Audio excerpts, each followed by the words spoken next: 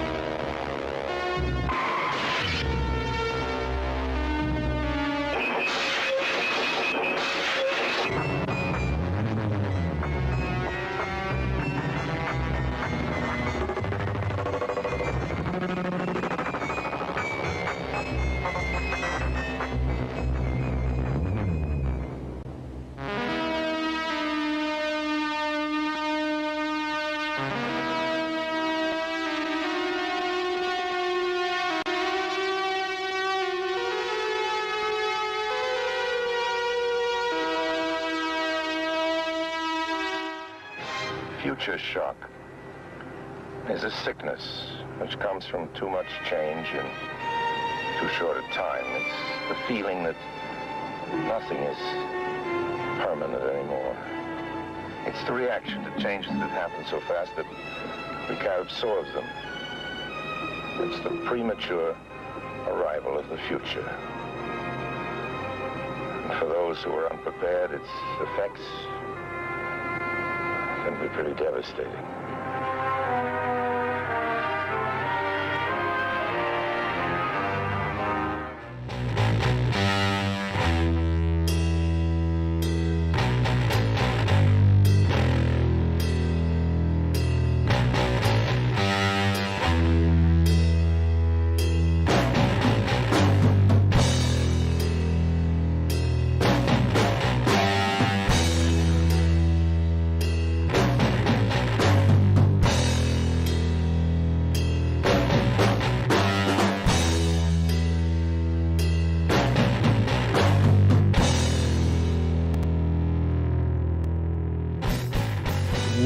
Welcome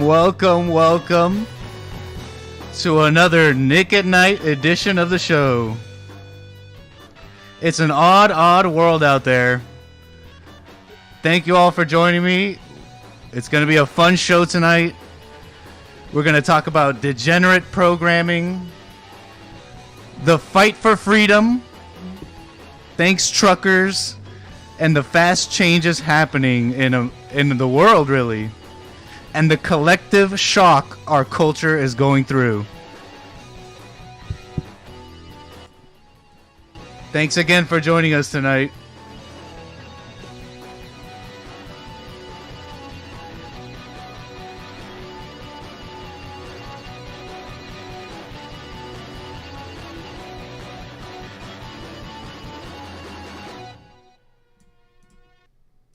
Well.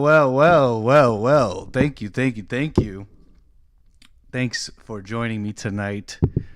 Like I said, we're going to get into it tonight. We got a couple of things I want to get through. Going to take calls. Going to do a kind of loosey-goosey C-Sal. It's kind of loosey-goosey, but also going to be interesting. Yes. Thank you all. By the way, I have to ask. Yes, thank you all. I have to say, how's the audio? I gotta ask. I think I did it right. Were you able to hear me over the music and the intro?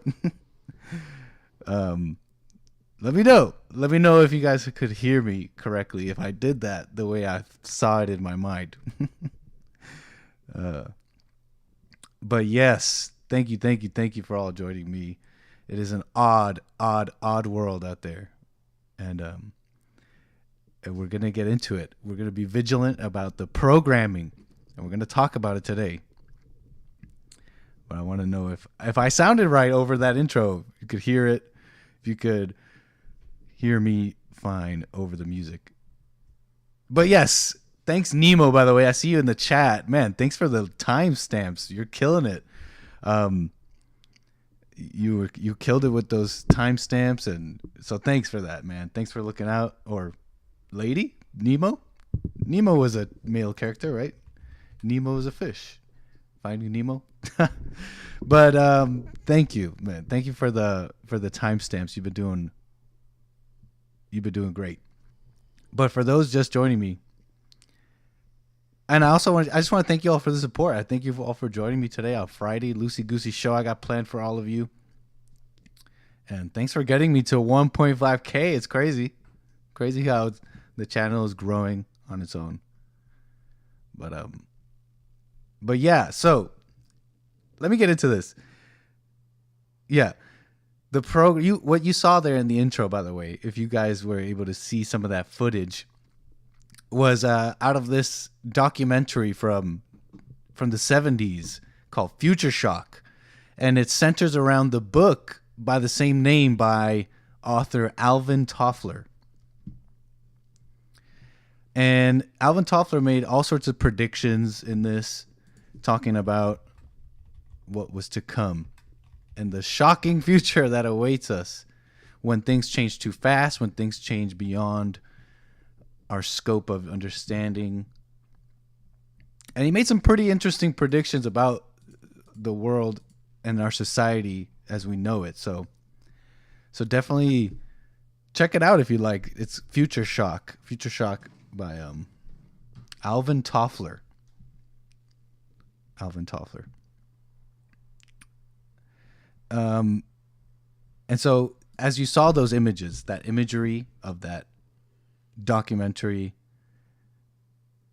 and just kind of like that imagery, I was thinking about the programming that's going on in our culture and our media and all the things that is happening to us. Any of you seen, by the way, have you seen Squid Games? I know I'm pretty late. I'm pretty late to the party. Squid Games. I mean, it's probably old news now. It's like that Netflix. But for those that don't know, for any boomers in the chat, I love boomers.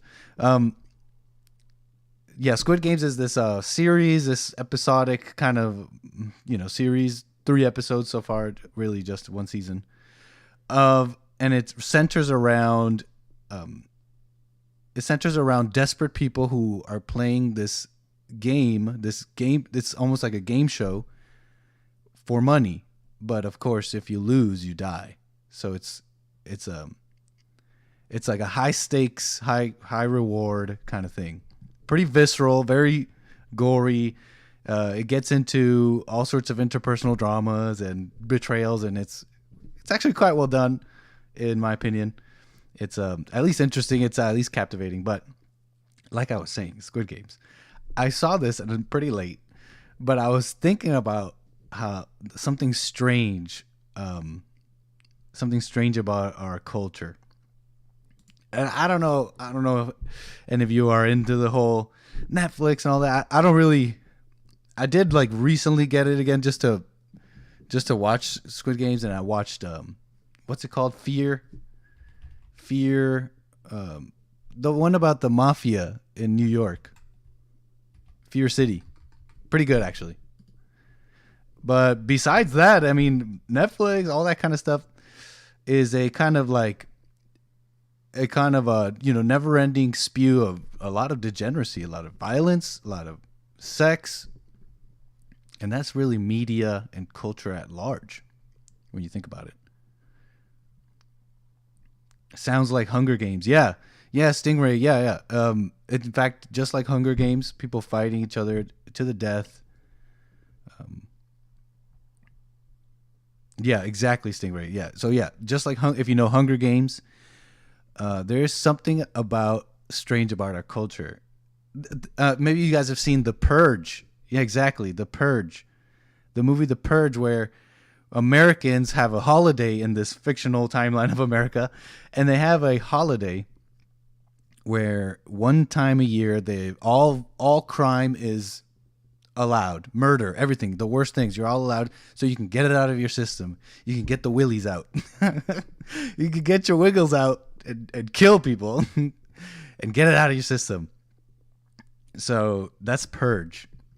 And it's something I was thinking about too. When the lockdowns happened, what was it?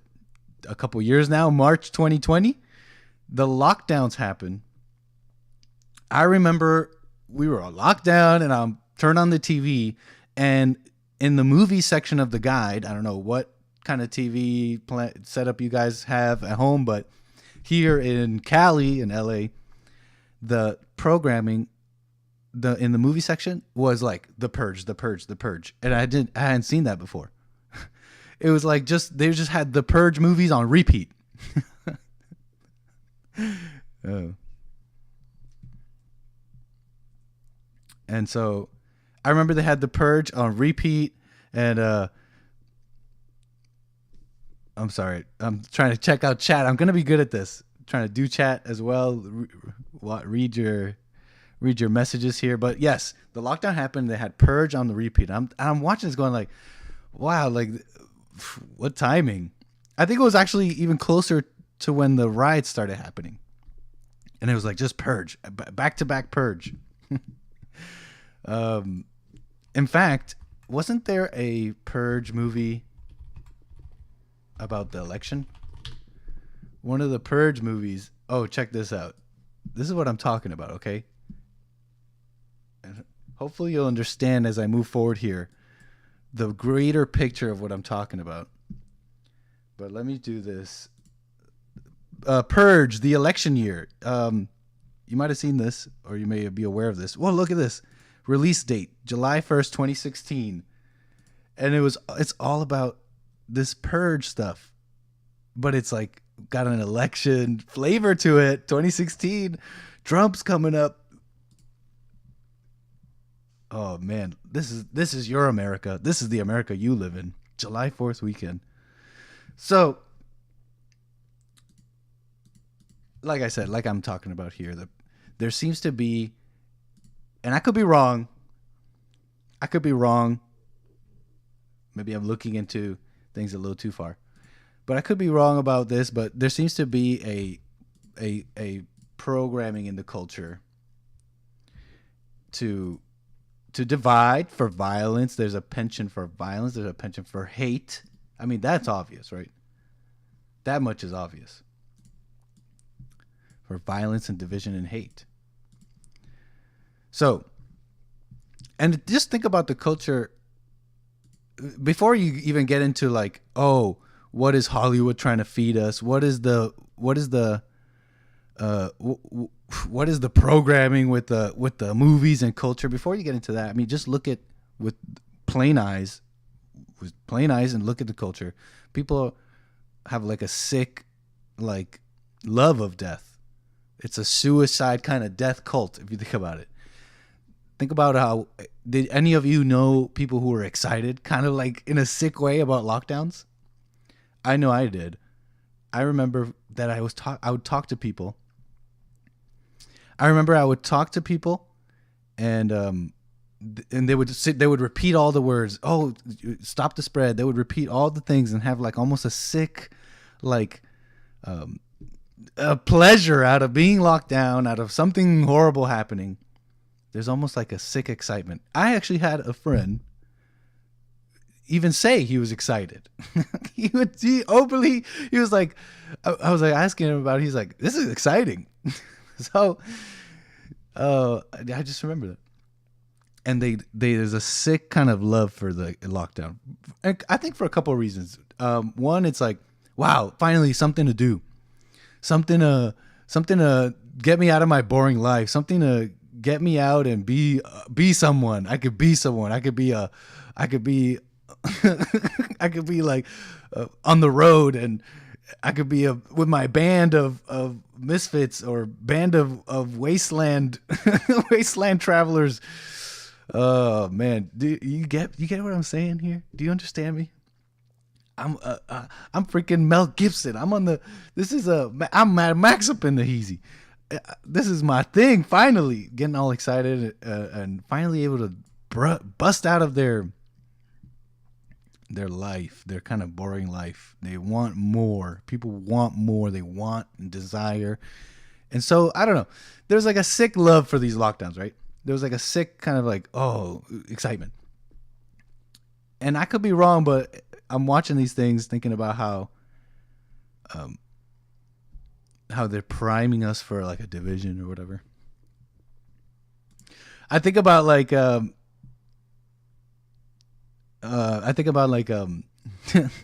guys know what like cyberpunk is? Has anybody seen Judge Dredd? This is a good example. The movie Judge Dredd, the newer one, not the one with Sylvester Stallone, but there was another Judge Dredd movie made in 2012. Kind of pretty, like the acting is pretty but the style, perfect. The style, the setting, the whole like vibe, perfect. Out of the park, perfect. They got the whole cyberpunk kind of bleak, brutal future, but technologically advanced kind of future vibe down. And I'm trying to get some images here. They got that whole image like totally down. A brutal kind of future where death is just a reality of life.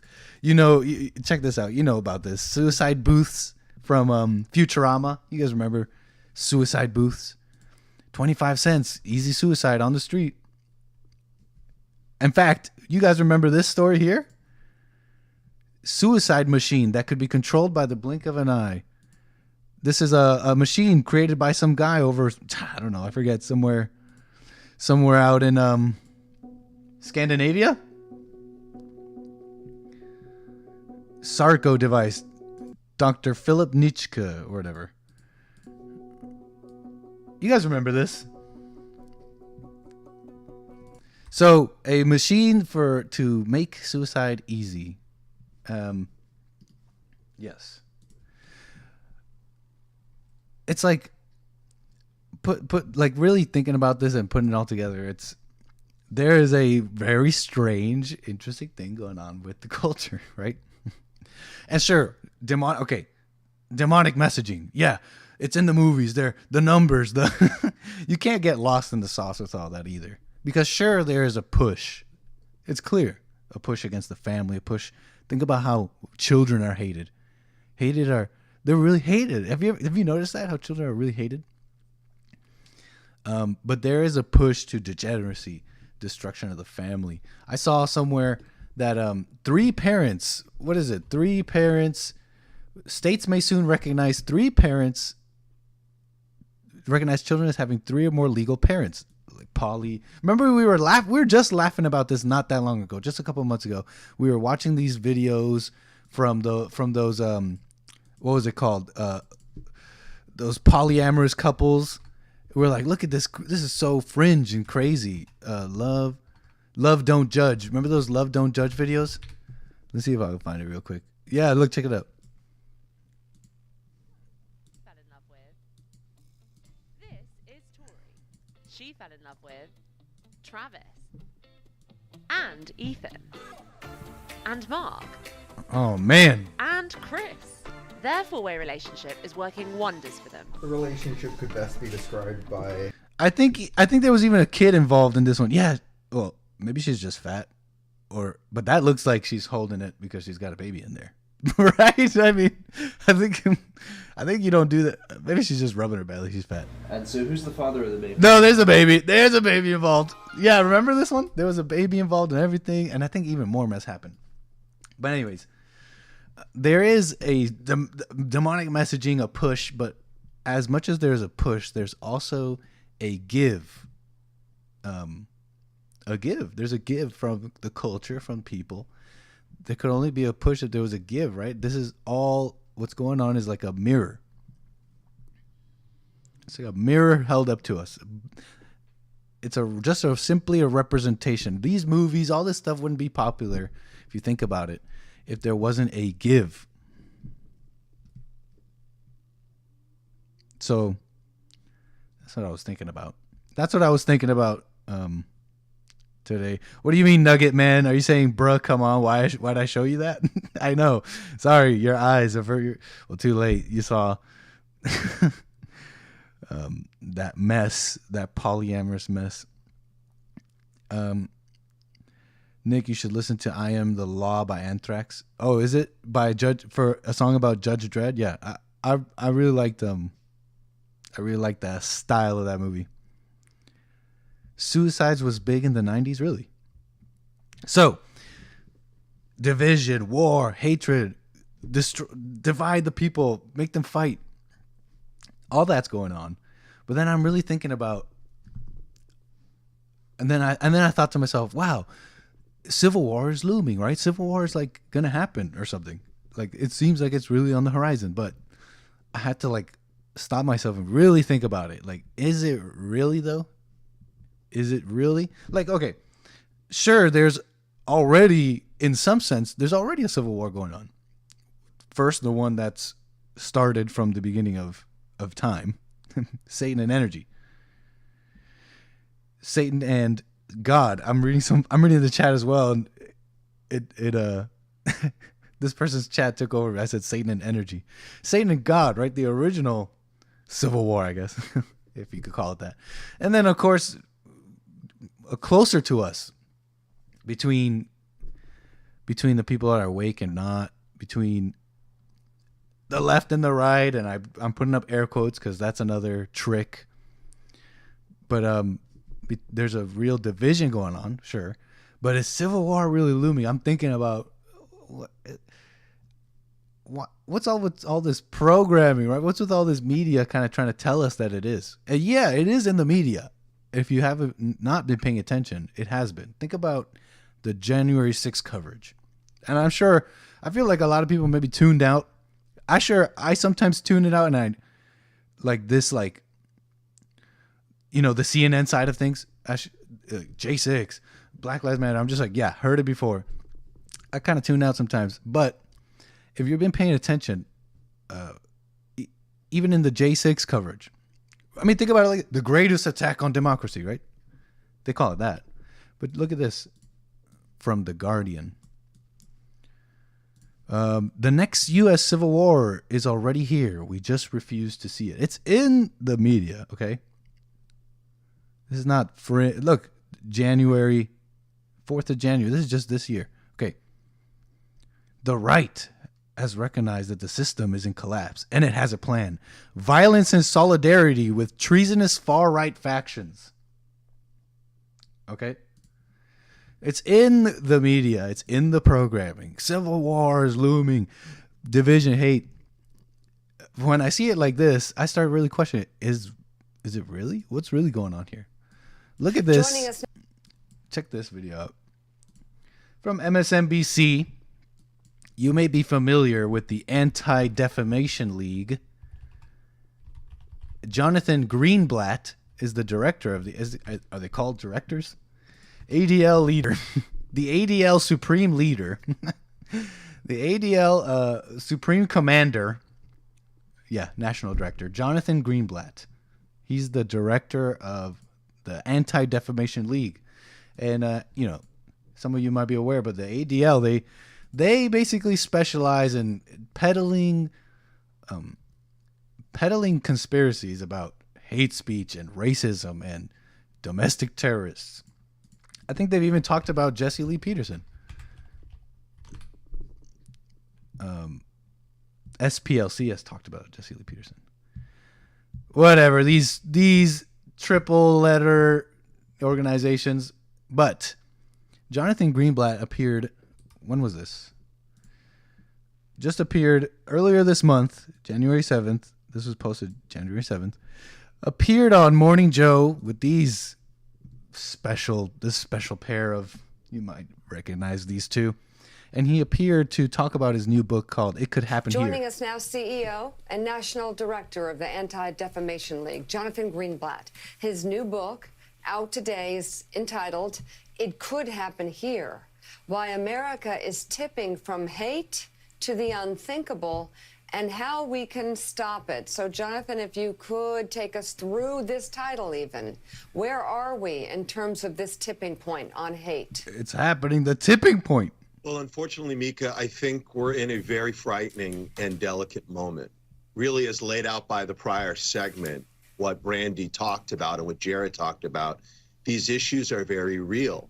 In the last, not just 12 months, but in the last 5 years, we've seen a normalization of extremism and illiberalism. We've seen a weaponization of anti-Semitism and hate. And we've seen the amplification of the kind of intolerance and misinformation that you were just talking about. And I think many of us take for granted this democracy. We take for granted that what we have here today can persist forever. You get the idea. So it could happen here. This boiling over of these right-wing terrorists, it's going to boil over into a civil war, into all that. So look at the push. Are you seeing what I'm seeing? I'm skeptical. By the way, I just remembered this. This was just what? This is not even that long ago. I think this was even today. Jonathan Greenblatt and his ADL, they updated the definition of racism, by the way, which is now the marginalization and or oppression of people of color based on a socially constructed racial hierarchy that privileges white people. Only so they finally said what has been said by the progressives is now being said out loud easily. Racism only exclusively applies to white people. So they updated their definition there, just so you're aware. Make sure you're not using the old definition. What definition?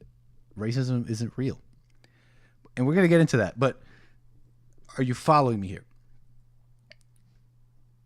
Civil war? I mean, think about it. The government is like on top of the right-wing extremists. The FBI is all over them. That's all they pay attention to. They miss. I'm sure some of you might know, but there was, I think it was Ethan, the last two white school shooters. They were, then the FBI or some intelligence agency have knowledge of them, and aren't they supposed to be stopping things like that? But no, they're busy. They're busy out dealing with racism, right-wing extremism. So U.S. government's on top of this. Where's the Civil War coming from? How's that even going to happen? Remember Biden? Biden was like, if you're going to take on the government, you're going to need F-15s and nukes. He was talking about the Second Amendment. Sure, there is in a sense, a civil war, right?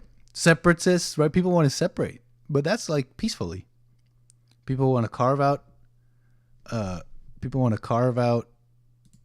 America and separate. So I'm thinking about all this, and I realize,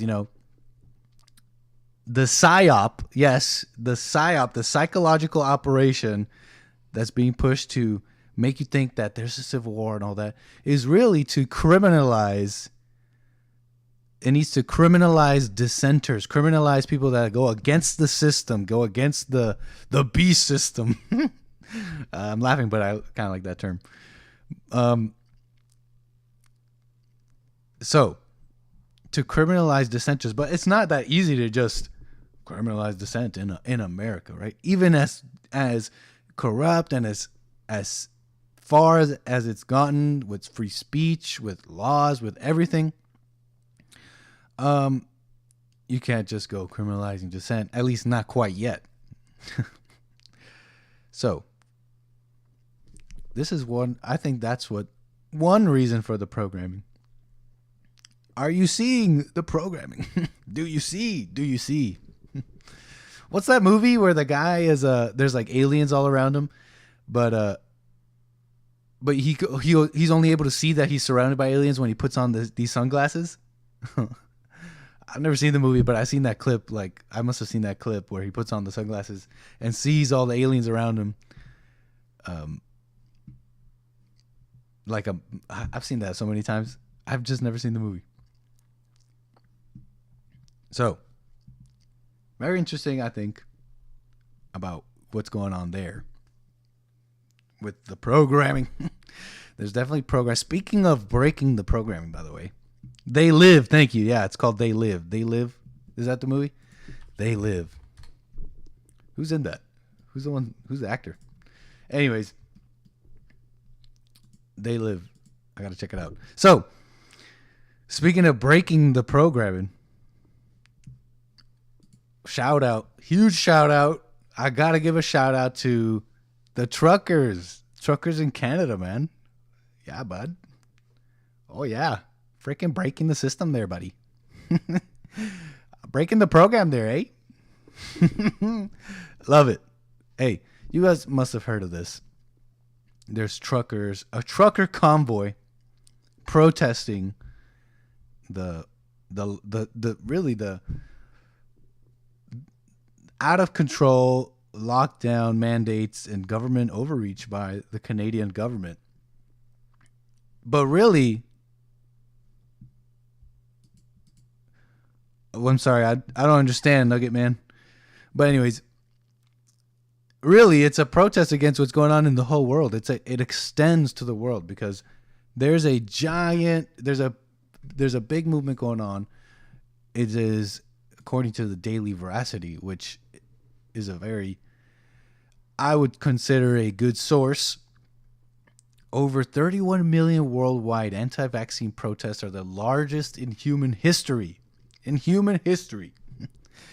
includes the truckers, okay, the Canadian. And according here, 1.4 million Canadians heading to the Parliament. demanding the resignation of Trudeau. And again, you know, I'm glad that they're involved. I'm glad that they're making it happen. I don't think it's people here in America are not, they don't trust the elections, the electoral system. They don't trust, they don't trust the system, the voting system. And many are thinking it's far gone. Well, think about Canada for a second.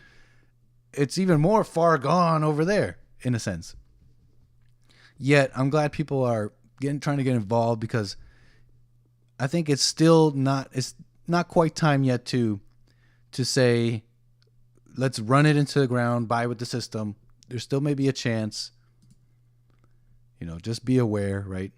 Conservative, Republican, liberal, all these labels doesn't mean anything. Pay attention to the character of the person, what they're saying, or really beyond what they're saying, but the character of the person. Because the conservatives are pretty bad like there are rhinos here in America, just like in Canada. There's what's that guy? Ottawa Premier? The Premier of Ottawa. No, not Premier of Ontario, my bad. Doug Ford. Conservative, right? One of the conservatives. But lockdown crazy. Loving the lockdowns. But yeah, you must have seen this clip here. I'm sure you've seen it.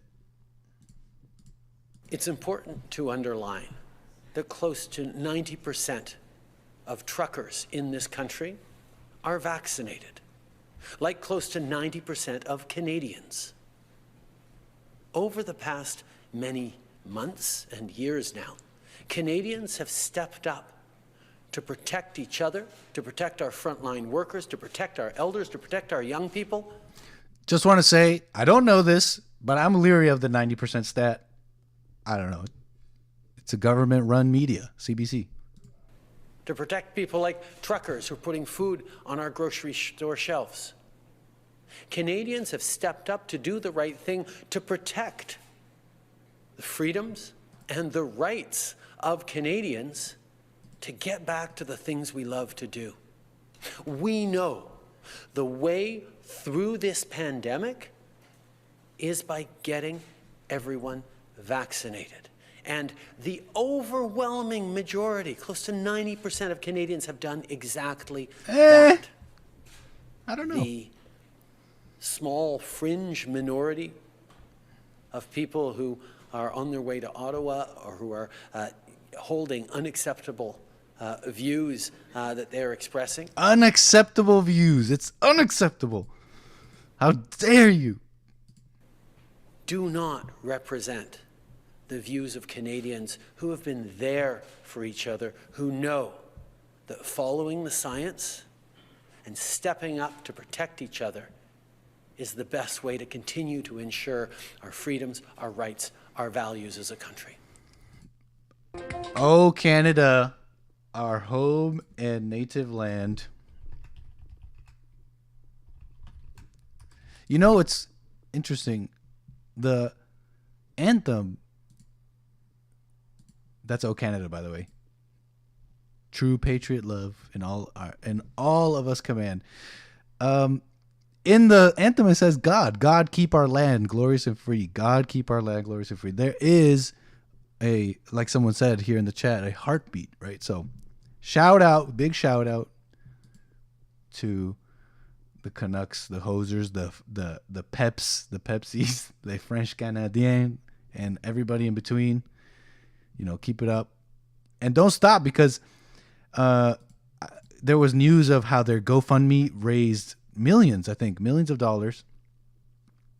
And then GoFundMe withheld the money. I think now they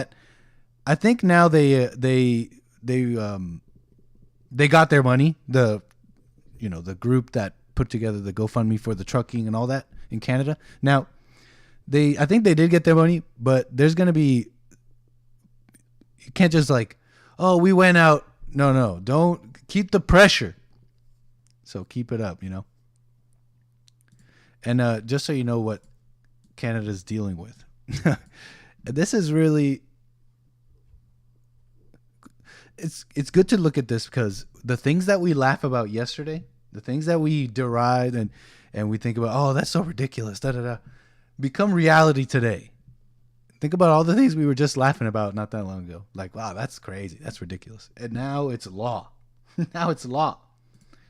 Look at this. Today, big box stores that have a footprint of 1,500 square meters or more are going to have to ask customers to show proof of vaccination. Now, pharmacies and grocery will be exempt from this. So if you're going into a Costco or a Walmart or something like that, where you might be going in to buy groceries or visit the pharmacy, in that case, an employee will have to be with that person as they walk through the store to make sure that they do not go and buy other products or other items that might be in the store. Now, That can't be. You'll be followed. You'll be followed by somebody. Don't. Hey! Don't go in that aisle. Don't go in that aisle. That's real. That's real. So yeah. Lin Yan Chin. I think it was changed several times since you left us. Oh, I was thinking about that too because they must have. I think they did change it. Even when I was there, they took God out of the anthem. Maybe. Is that true, Lin Yan Chin? But Tabarnak, yeah, it's crazy. Anchor baby scamming my super chats. I'm not scamming you. What do you mean? Are you sure you're? Oh, I got your super chats, man. Don't worry, I'll read them. I read all yours. I read all your super chats, man, from the last one. So don't worry. I'll get to super chats. But thanks for the support. Yes, crazy. So shout out to them. Yeah, that's what I want to say about that. That's all I got to say about that. I got some other stuff to get into. But I should maybe stretch it out, you know? Let me get super chats, in fact.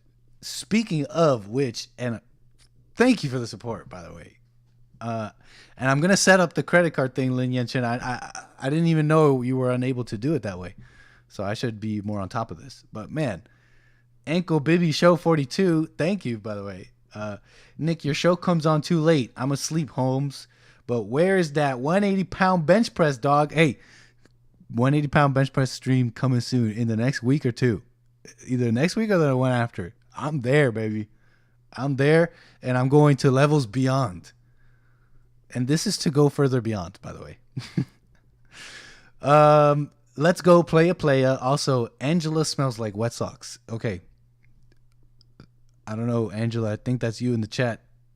He super chatted, okay? I had to insult you.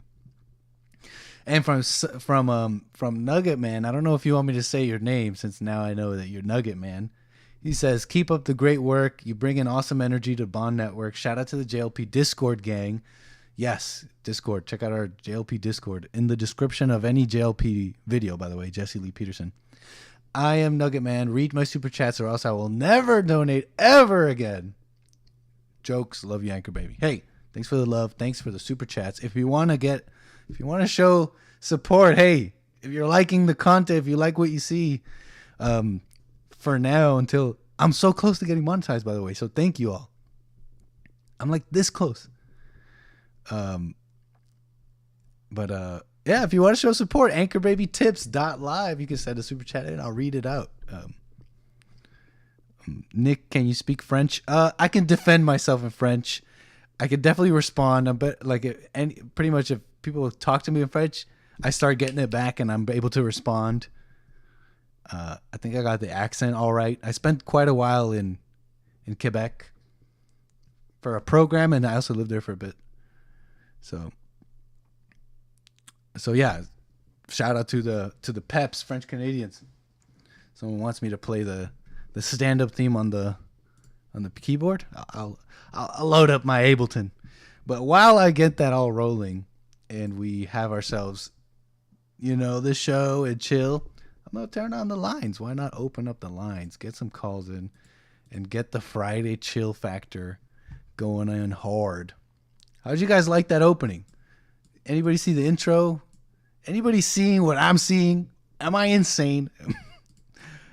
We got black helicopters.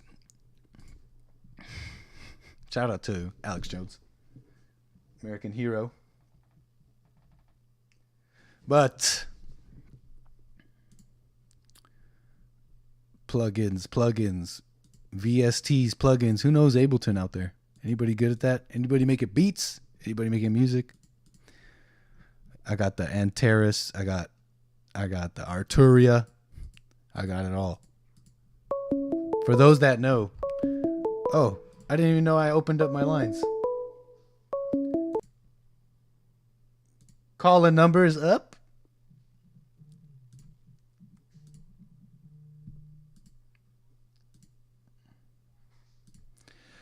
You're on the air. Nick, what up? I'm on the Anchor Baby show. What's up, Josh? Thanks for calling, man. Yeah, man. I'm JS Urban Adventures in chat, and I'm calling. Cool, because a couple of Joshes have called, so I'm aware of who you are now, man. Thanks for calling, man. I appreciate that. I'm not the other Joshua. Hey, all Joshes are loved. Anyways, go on. People with J as an initial typically have higher IQs. That's a fact. Is this true? I don't know. Ashkenazi level true? I think so. But I'm calling because I think it was on your first episode, you were talking about a German drug, and what's it called? Thalidomide. Yeah. Yep. And so I guess you're saying like people were being born without limbs and stuff from that? Yeah. Thalidomide babies. Many in America, I believe 20,000 were affected before the FDA even got involved. That's not to mention the almost 56 countries around the world where this drug went around. And you know, there are thalidomide babies living today with serious deformities. And the drug was supposed to be safe and effective for pregnant women and for other things, you know. Right. Yeah, that's wild. But anyway, so I guess I don't want to say anything that could get you in trouble. But I was talking to my mom about when she got the vaccine, and I was joking with her, and I was like, I hope you don't start growing an arm out of your chest or something. Hi, guinea pig. What's up, guinea pig? How you doing, guinea pig? Right. But anyway, so today I'm looking at Facebook, and there's a Fox 13 News article from Tampa Bay. Can I read it real quick? Wait, repeat that one more time. There's a news article from Fox 13 in Tampa Bay, Florida. Tampa, Florida. What's it about? Go ahead. It says Claire Bridges is 20, overall healthy and vaccinated, but still got COVID-19. Although many recover, a congenital heart condition caused major complications, and now Claire may have to have both legs amputated. Wow, I've heard about this too, clotting, and you've heard of myocarditis and inflammation. Yeah, man. So I'm not trying to connect the two. I'm not saying that they're like that has to do with the thalidomide. I'm just saying it's a crazy. Right. I'm not here. Wild, man. And it's a good point you bring up, because I'm not here saying if you take the vaccine, you're gonna have thalidomide babies. Okay, no, I'm not saying that. I just want people to think about their own lives, and instead of just taking the word of whatever, even if it's an expert. Oh, I'm a doctor. Right. I went to even they're not greater than your own thinking and for yourself. So I think about, I just wanted to put that out there. It's also, I just didn't know about it. Right. I had just kind of learned about it and thought it was interesting. Yeah. I thought it was an interesting tie-in to the show. It is new technology, right? mRNA technology, brand new. Yeah. Even the creator of the mRNA vaccine himself put out a big warning against, hey, I don't think this is how it's supposed to be used. So it's something to think about, right? We're just here thinking about it, YouTube, okay? We're just thinking. Mm-hmm. We're not here to say. We're not making. Just thinking and talking. We're not making statements. I'm not a doctor.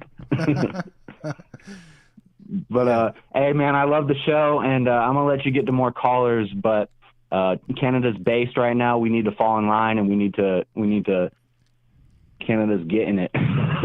I sure hope so, man, because as much as we talk about Canada, many times when we think about them and how far gone it is, it's hard to see any strength there. But I mean, I've never seen it till now, but the fact that they're are you doing from this, Canada, by the way? No, I'm from Florida. I live in Utah, but I'm from Florida. Yeah. But Canada's. This is a good sign. The fact that they're doing that, all the truckers, like, they're going to cut off the supply lines. They're just going to. It's a good post sign. Up. Yeah, I had friends I've seen on my Facebook, old friends who were, as liberal as it gets, just going along with it. Suddenly, totally red pilled. Like, we're not going to stand for this. Oh, hey, it's a good sign. I like it. Right on. Yeah. We need to do something similar in America, or at least pressure. I don't know. 100%. Thanks, man. Thanks, Josh, for showing love to the stream. Yep. All right. Take care, man. For sure. Cool stuff. Call in numbers up on the screen, 760-515-3855. I'm going to take a few more calls before I get into the next thing I want to talk about here. And get myself set up. I saw someone ask, can you show us your sound interface and setup? Well, it's quite simple now, for now. But I will show you guys the setup. Once I get it, when I have the setup that I have, it's planned, I'll be able to do all sorts of stuff. But right now, it's just a Focusrite Scarlett 2i2 audio interface. We got a mic in one input. And in the next input, I have this right here. This right here is called the FM3. It's an amp modeler. And models amps. All sorts of stuff. Does some cool stuff. And this right here is the Ableton Push. It's just a controller for software, Ableton specifically. Got some MIDI going in from the keyboard. So it's got a couple moving parts here. Let's see here. We got another call. I missed your call. Call me back. Yeah, thanks, James. Anthony, appreciate you tuning in. Awesome stuff. No, it's not my cell phone, actually. It's not my cell phone number, Ryan. This is just the Google Voice number. Okay. Hello, you're on the air. Hey, Nick. Hey, what's up? Who am I speaking with? This is Theresa. What's up, Theresa? How you doing? I'm doing good. I'm the one that just asked you if you spoke French. Oh, true, yeah. Est-ce que parlez-vous français? That's all I know. That's all you know? Yeah. I can, like I said, I can defend myself. Like, plop me really in weird. Quebec, I'll do fine, I think. I'm not a boomer. I'm a Gen X. Mm-hmm. Everybody forgets about us. True. But I'm 55 years old, and I lived in Arkansas, and they wanted to teach us French as a second language. And why is that? I never. Is there like a large like Creole or? I mean, back then that was the big Creole population. Language, not Spanish. No, there was nobody around there French. I wonder, because now correct me if I'm wrong, but isn't Creole like French inspired or some kind of mix with French and black? I don't know if it was in Arkansas, but that's like New Orleans. New Orleans, right? Creole, right? I might be wrong about this. Yeah, you're right. I didn't think about that. Yeah. But yeah, French was the only language that they offered back then. Yeah, because I remember in school in Miami when I was growing up, Spanish was the second language, right? And then I went up to Canada, and in school we were taught French. So that's just how it was. And you ask some Quebecois, some French Canadians, you're like, because they want to keep everything French there, right? They're like, oh, we want to keep everything French. And you're like, oh, nice. So Haitians, you're cool with Haitians, right? Like, no, not that kind of French. Well, I wanted to also kind of like talk about. I had an experience with, I guess, observing what happened with an older person when they got the jab. Mm-hmm. I basically watched from the very beginning of COVID and watched this person, and they did fine. I never wore a mask around them, nothing like that. They never got sick. Nobody ever got sick. They got tested like 30 times, never tested positive. And then he just died after the second jab. How old was he? He was 70-something. He was older. Okay. And did he have like other issues besides? Yes, he had other issues, but I watched the first jab. I did the little, you know how they did the little thing where they stuck a magnet to people? Yeah, I remember seeing videos of that. Whether you could put Okay, I did that. I did that to them, okay?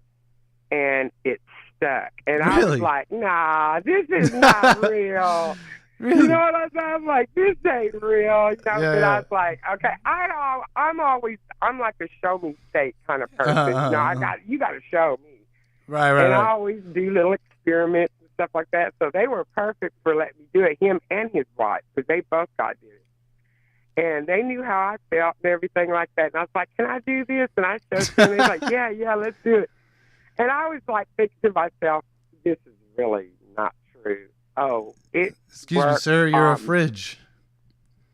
That's crazy. Worked on both of them.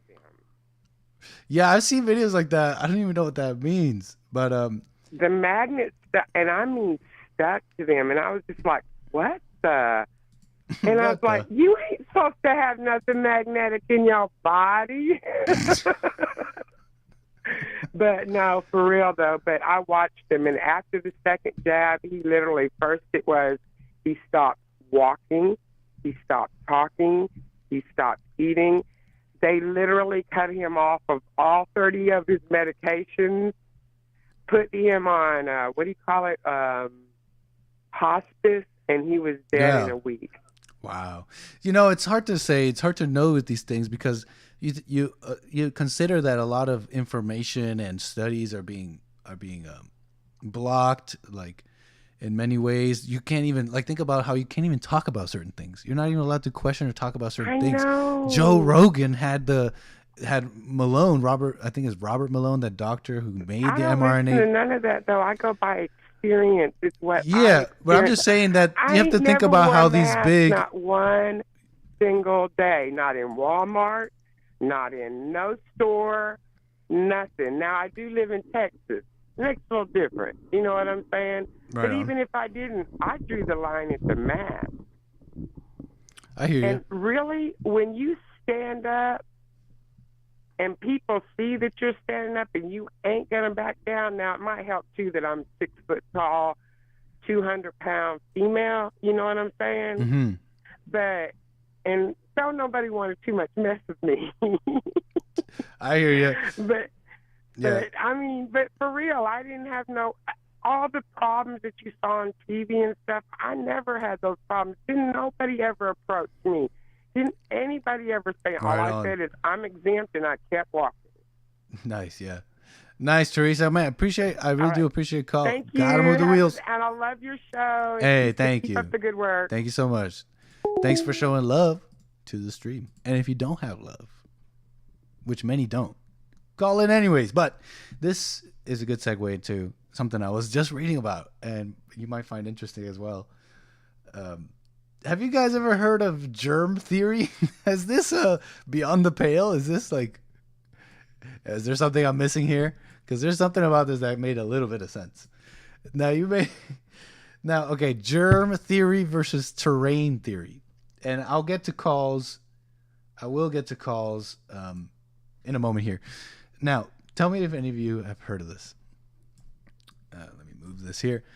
There was a 1800s French chemist, Louis Pasteur, who popularized germ theory, as it's called, at least according to some of this research here.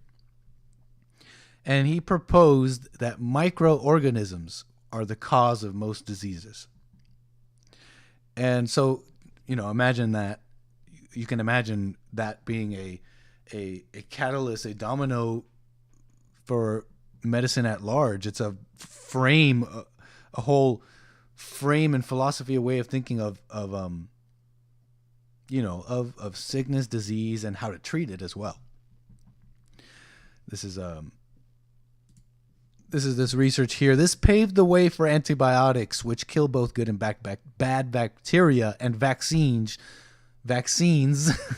which seek to prevent single diseases. By contrast, now that's germ theory, right? By this Louis Pasteur. By contrast, Pasteur's friend, physiologist Claude Bernard, he taught that the terrain of the human body was more important than the pathogens that infect it.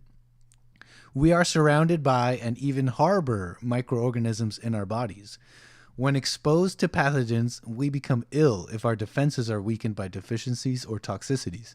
Unlike the germ theory, the terrain theory explains why some people get sick while others, when exposed to the same pathogens, do not. For this reason, it is said that on his deathbed, Pasteur, the germ theory guy, admitted that Bernard was right. The pathogen is nothing. The terrain is everything. Okay. Kind of interesting, right? Now, let me know. Is this like... I just kind of learned about this, and the details, who said what. I'm not a doctor, right? The details and all that, I'm not really interested in. But there seems to be a little bit of wisdom that is being ignored in the whole terrain theory model, if you will. Didn't Pasteur invent penicillin? Is that true? Inventor of penicillin. It says Google, says Alexander Fleming, and Google is a infallible source of true non-misinformation information. So, not sure, but whoever invented penicillin might have been a germ theorist. Maybe, I don't even know if they thought like that. And penicillin is a life-saving drug, or antibiotic. So, absolutely. I think it seems to me like the existence of germs and the way to destroy them is just a real thing. But it's quite interesting here. There seems to be a wisdom, right? Despite the he said, she said, the nitty-gritty details or whatever, there seems to be a wisdom being ignored here about the terrain theory, that it is the terrain, the body, which is more important than the pathogens affecting it. That treating the body, being healthy, think about who's got to take this vaccine. And I believe some do. I believe some people out there, it's probably good. I believe this vaccine has even saved lives. It's not right that we're not allowed to think about it, question it, that it's being forced, the mandates, that, and you're not even allowed to think that maybe there's some people who just don't need it. Healthy, young people whose terrain is just fine. So that's like a wisdom that's like lost. Eating well, exercising. My vaccine is the Iron Paradise, the gym. So it's kind of interesting to think about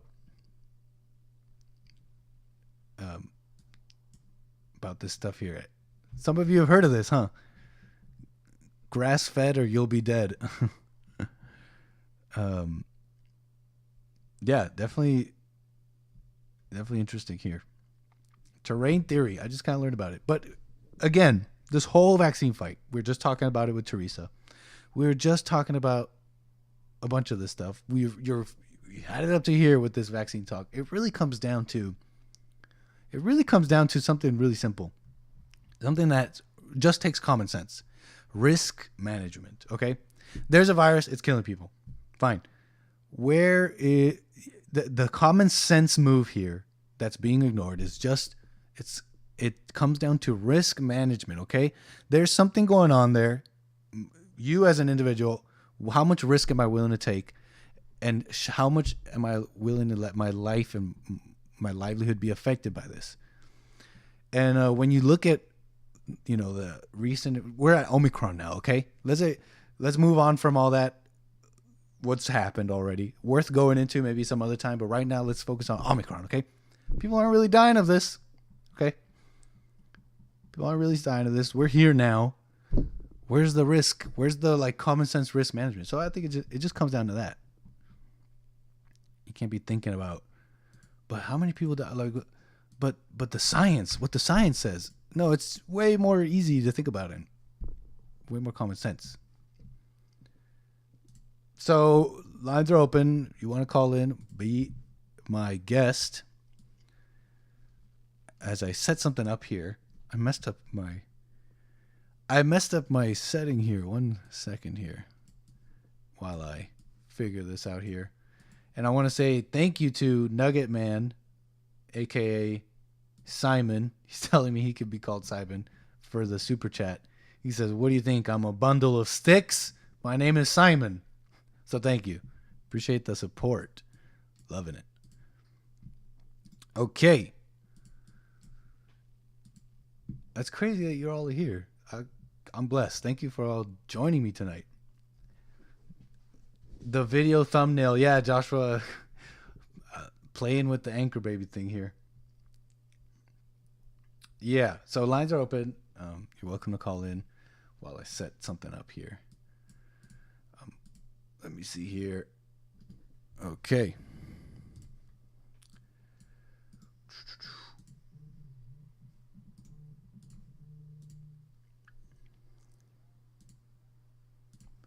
Hello, you're on the air. Hey, how's it going, Nick? What's up? Hey, Jonathan. Man, thank you for calling.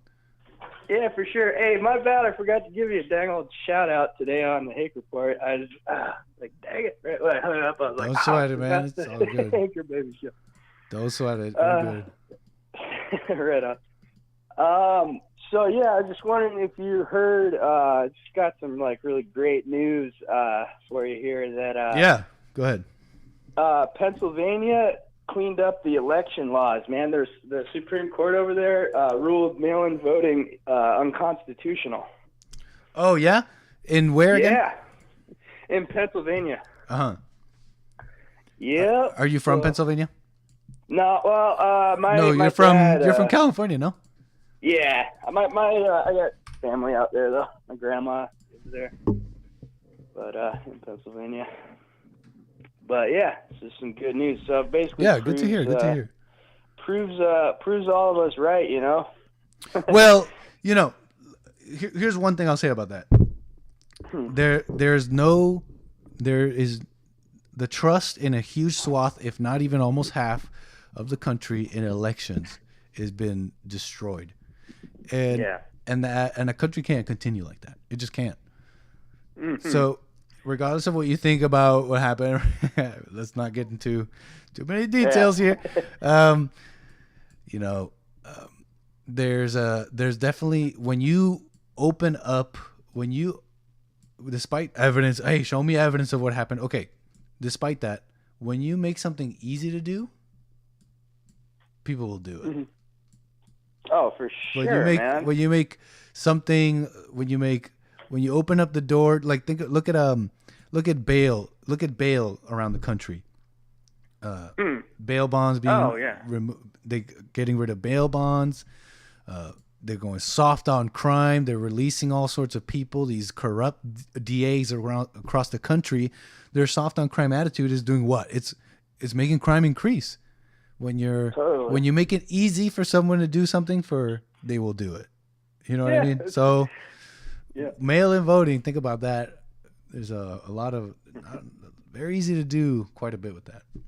Yeah, it's just one of those subjects that makes the left like shut down. They're just like, you know, it's so blatantly obvious, you know, like, but yeah, it's like, you know, crime rates skyrocketing. Like, I think that it's directly because they're telling everybody to wear a mask, you know. Like, I think so many of these crazy crimes, like the guy who shot that person in the movie theater. What happened there? Oh, there's like it was over like a seat assignment. You know really? How they have those now? Yeah. Dude, I haven't been to the movies in I can't remember when. Oh, for sure. Yeah, they have like, you know, you choose which seat you're going to be in before you go in or whatever. Okay. So, yeah, guy just shoots dude over it, you know. And I guarantee, well, I don't know, but I would be shocked if that would have happened if they weren't wearing masks, you know, because the guy's like walking out of there like, yeah. All of this is conducive to more. Think about how mask wearing makes it easy to do anything you want. So it's all conducive to a crazier and crazier society. Yeah, you know, I bet they even knew that. They're aware of that. It's just like you want to go to that. When you see all this, you want to go straight to, you know, this is the part of the plan. They're just doing this, and in many ways, it's been proven it has been. Division is a you know, is a age-old communist tactic. Divide the country, create chaos, make the revolution happen. That's known. So when you see all this insanity, you want to go straight to that. Be like, oh, look at this craziness. This is what they want. You know, it's best to stay. Yeah. It's best to stay in what you know for sure. Yeah, and then you know, just keep going forward because people are what you can either only be evil or dumb, right?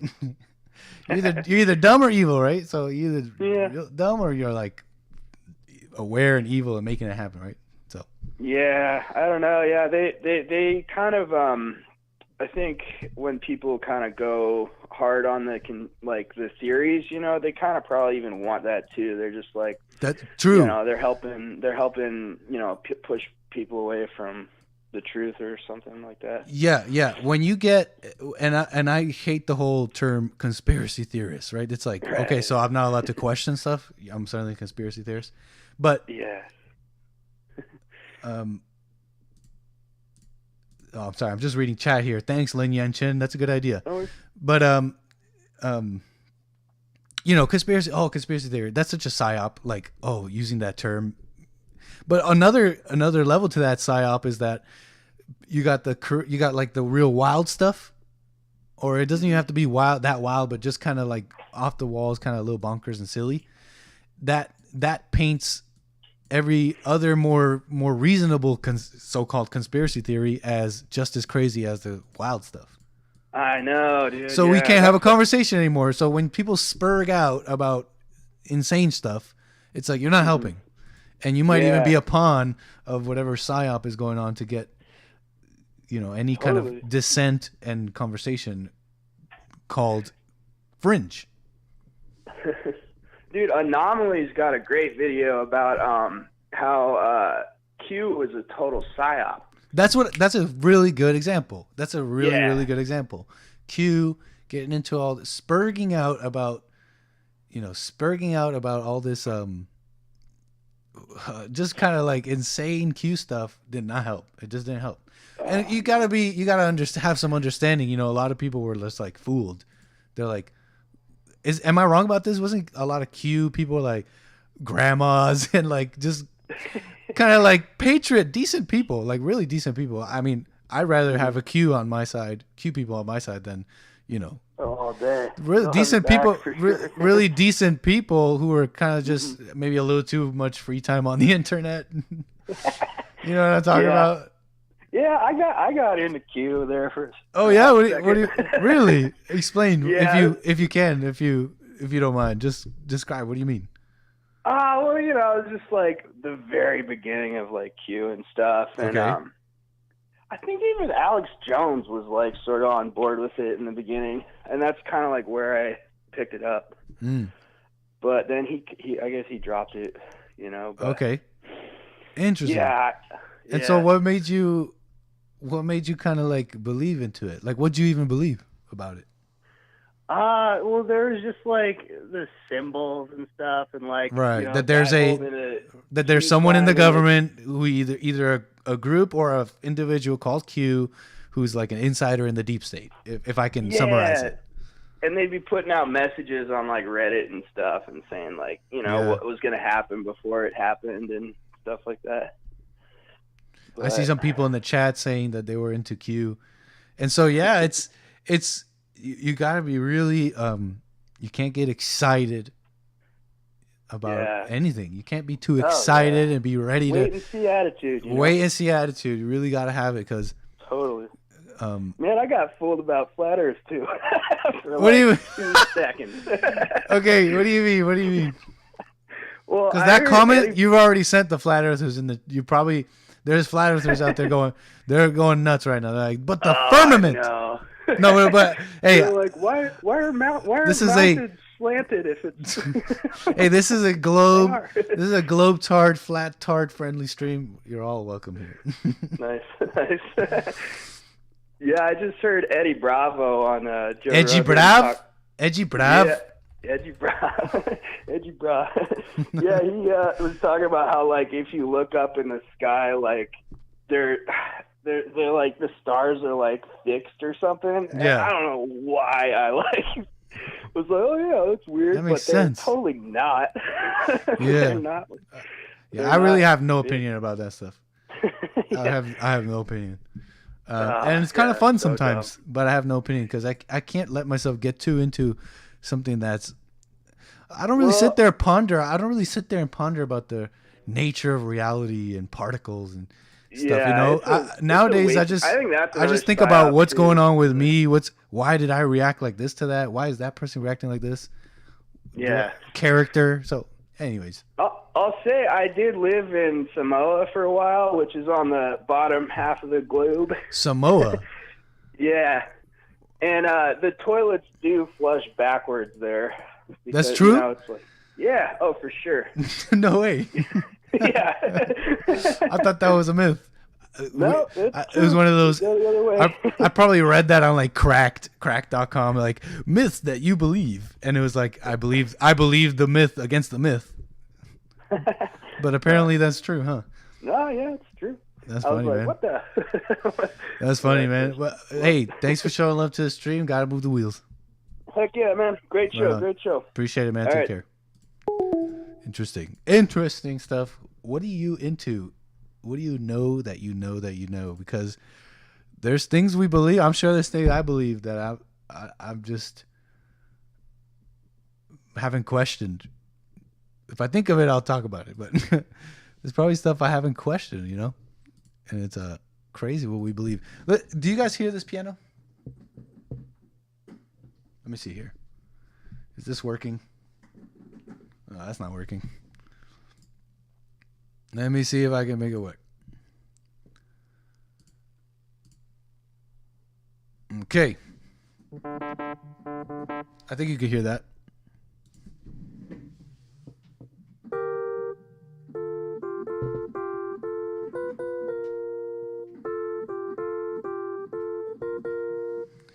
Who knows that song?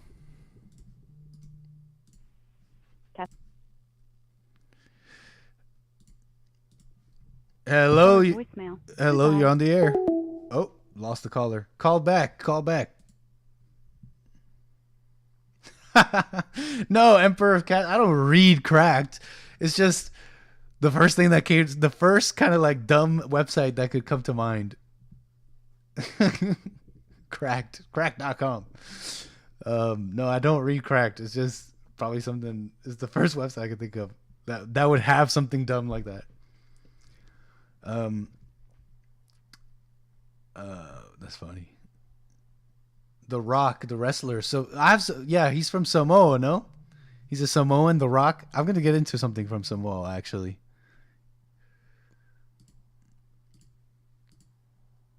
Hello, you're on the air. You're on the air. Hey, Nick. What's up, Nick? Hey, who am I speaking with? This is Chris. What's up, Chris? How you doing? Good, man. Just wanted to touch back on the whole vax stuff. And my question for you is, have you ever speculated on why they're so adamant about forcing everybody? Like, what is actually in that shot that they're wanting everybody to take it? Like, and they're willing to punish people and go to all these extremes to, like, essentially manipulate people to take it. So Because this why is have they ever this is actually what I cared was about just health? talking about. This is what I was just talking about with our buddy from Palo Alto. I was Jonathan. we were just talking about speculation, and you gotta really watch it, man. You gotta watch it because I personally just don't know, right? I've heard stuff, but I don't know. I don't know what's in the vaccine besides what they've told us, right? It's an mRNA gene therapy or vaccine, whatever you want to call it. So I try and stay with what I know, and I don't really need to, if you think about it. And I'm willing to entertain it for fun, but in reality, you don't really need to know what they put in there. Is there something beyond what they're telling us in there to realize that there's an erosion of our rights and something deeper going on without them having to put something wacky in there. You know what I mean?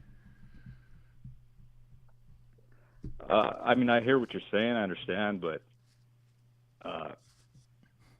I kind of disagree. I think you should speculate, at least to some degree, to guard yourself. You know. Well, how are you just guarded? Well, I'm guarded because when you speculate about something you don't know, how are you guarded? My defenses are up. Let's just say, like, because I'm speculating that, hey, that something's not right here, regardless of whether I know exactly what the issue is. I sense that you sound like, you know who something is off. You know who you sound like? You sound like the blacks.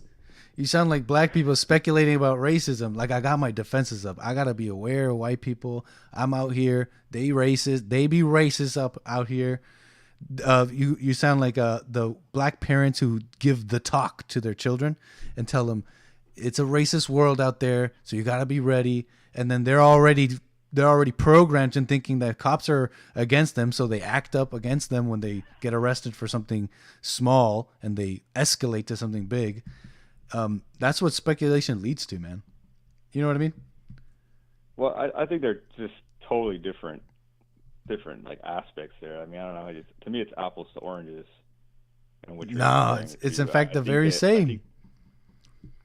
Because all this is written, it's foretold in the Bible, regardless of whether you think it's Bible something or not. Like, there's going to be dark, evil times ahead. We're not going to do anything to prevent that. It's destined to happen. So as we know that we're approaching and we're entering into that time period, we have to be like, put on the armor of God and be ready for what's going to be thrown at us. But the armor of God, I don't think that's what the armor of God means, man.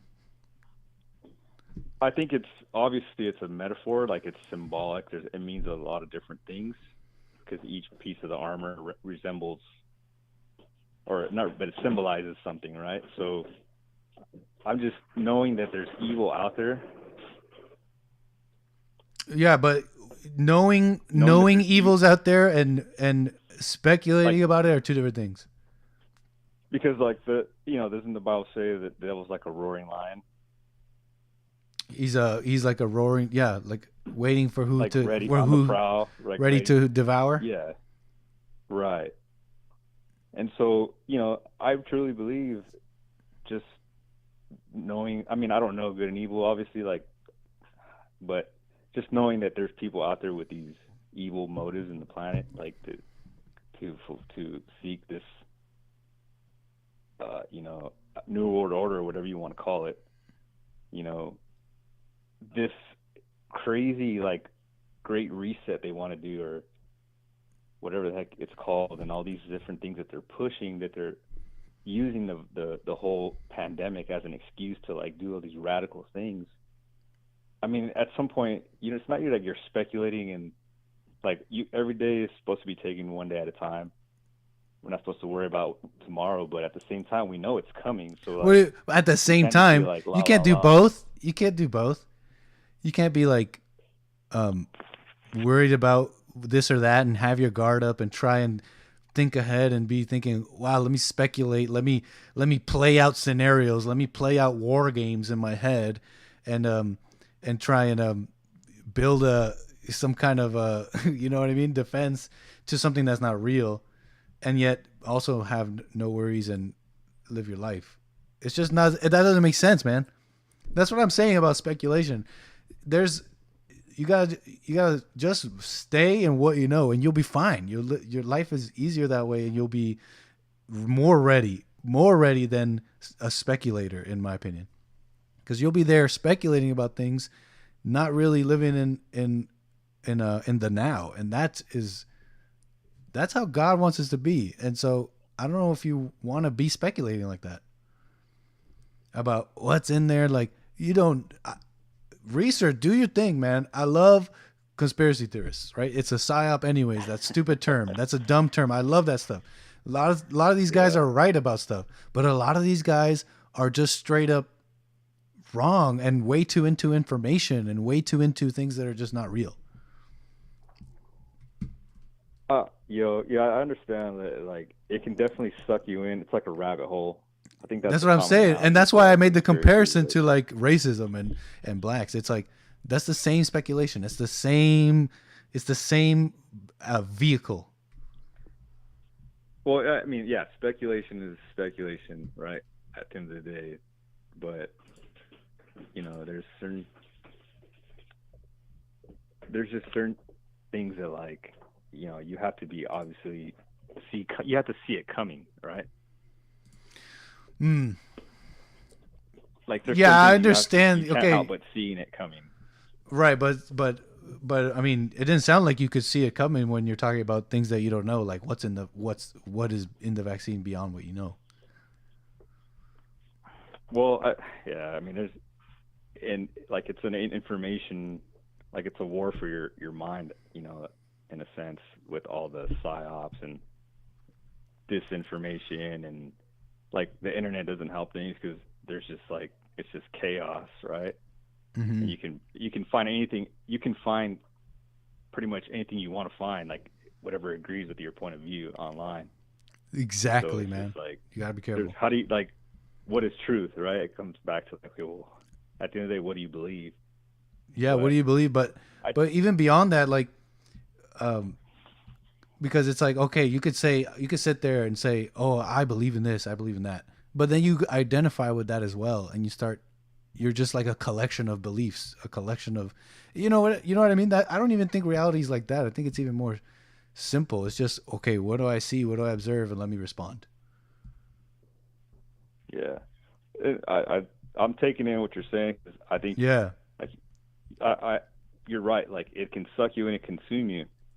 Just that's not a way to live. Time and, like, worrying and stressing. Yeah, for sure. So you definitely have to, like, live your life and be fearless and just take it one day at a time. Yeah. But at the end of the day, like, this whole vaccine thing, like, because of that very fact that, like, they're saying you have to do this, or we're going to take all your rights away, and we're going to, like, punish you and make your life miserable. Mm-hmm, mm-hmm. That already tells me, like, no, like, that's an automatic. I know, right? You gotta be on your toes when you see that. You're like, okay, that's just clearly there's something up here. Yeah, right. that's just in your face. But it's crazy how people can't even see that.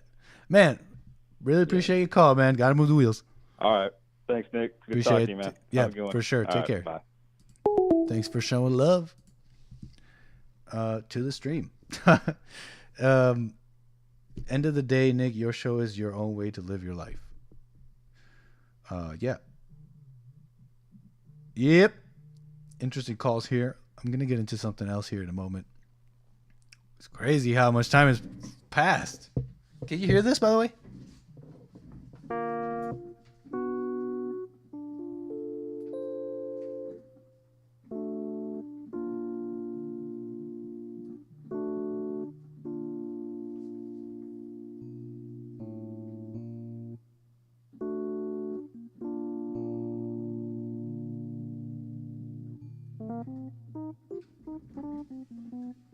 Is that working? Anyways, man, I'm blessed. Look at you guys all calling.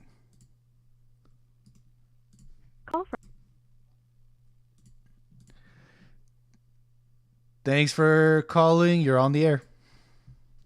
Oh, hey, Nick. What's up? You're on the air. Go ahead. What's going on? I'm doing fine, man. Go ahead.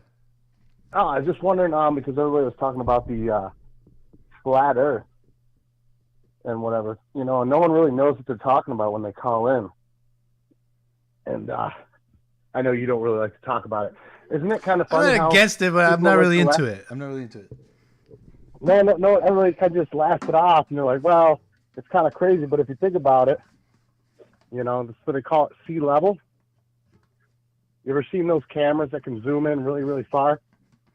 No. Like a P900, Mm-hmm. 9,000 or 900. Okay, so if you zoom in, you can see like 70 miles or so. So just imagine yourself just teleporting real quick over that other 70 miles that was all flat. Then you do the same thing, right?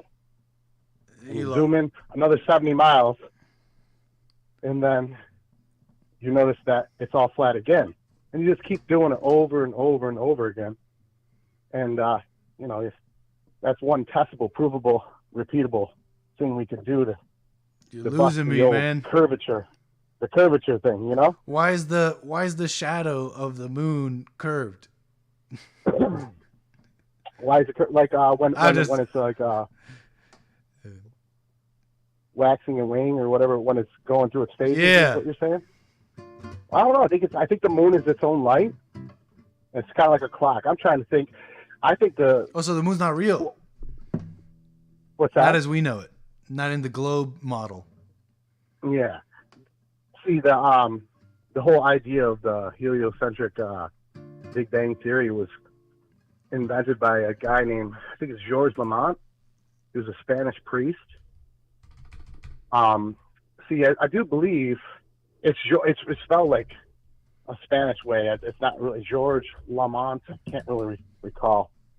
But anyways, basically, what if the world was flat and it was just a giant machine, say like a snow globe?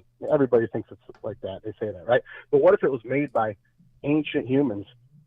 Farther, I mean, What if it was? What if this is a Simpsons episode where we're in like a glass. What is it? We're like the whole firmament thing. Well, what if it was like? I don't know, man. Okay. No, I don't mean to be an ass, okay. but you lost me, man. You lost me. Big time. Like the sky spinning around the top, the sky is spinning like the sun. They've explained how the sun works. It's like kind of like a Tesla coil, and the gas that's up at the top of the atmosphere, stratosphere, is like really thin. It's like neon, argon, and those gases like kind of like a neon light. So the sun is actually like a coil. Maybe one day I'll have a more in-depth thing about it. But you lost me. Yeah, definitely for sure, man. But I'm gonna move the wheels, like, man. I'm gonna move the wheels. Right on, man. Because of time, man. I'll talk to you later. Right on, brother. Appreciate you calling. Peace. Take care. Yes. Who was that? Saint Sacrifice? Yes, that was Sultans of Swing. You knew from just that one chord?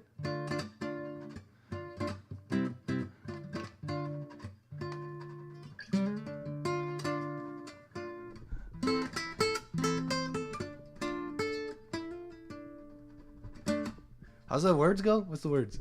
You get a shiver in the dark and it's raining in the park. In meantime, south of the river you stop and you hold everything. How's it go? Your band is blowing Dixie double 4 time.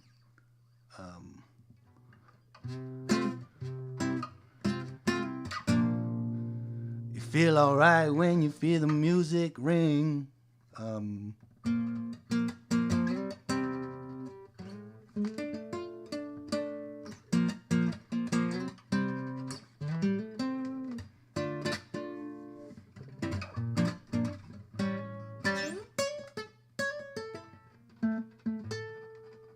Something like that.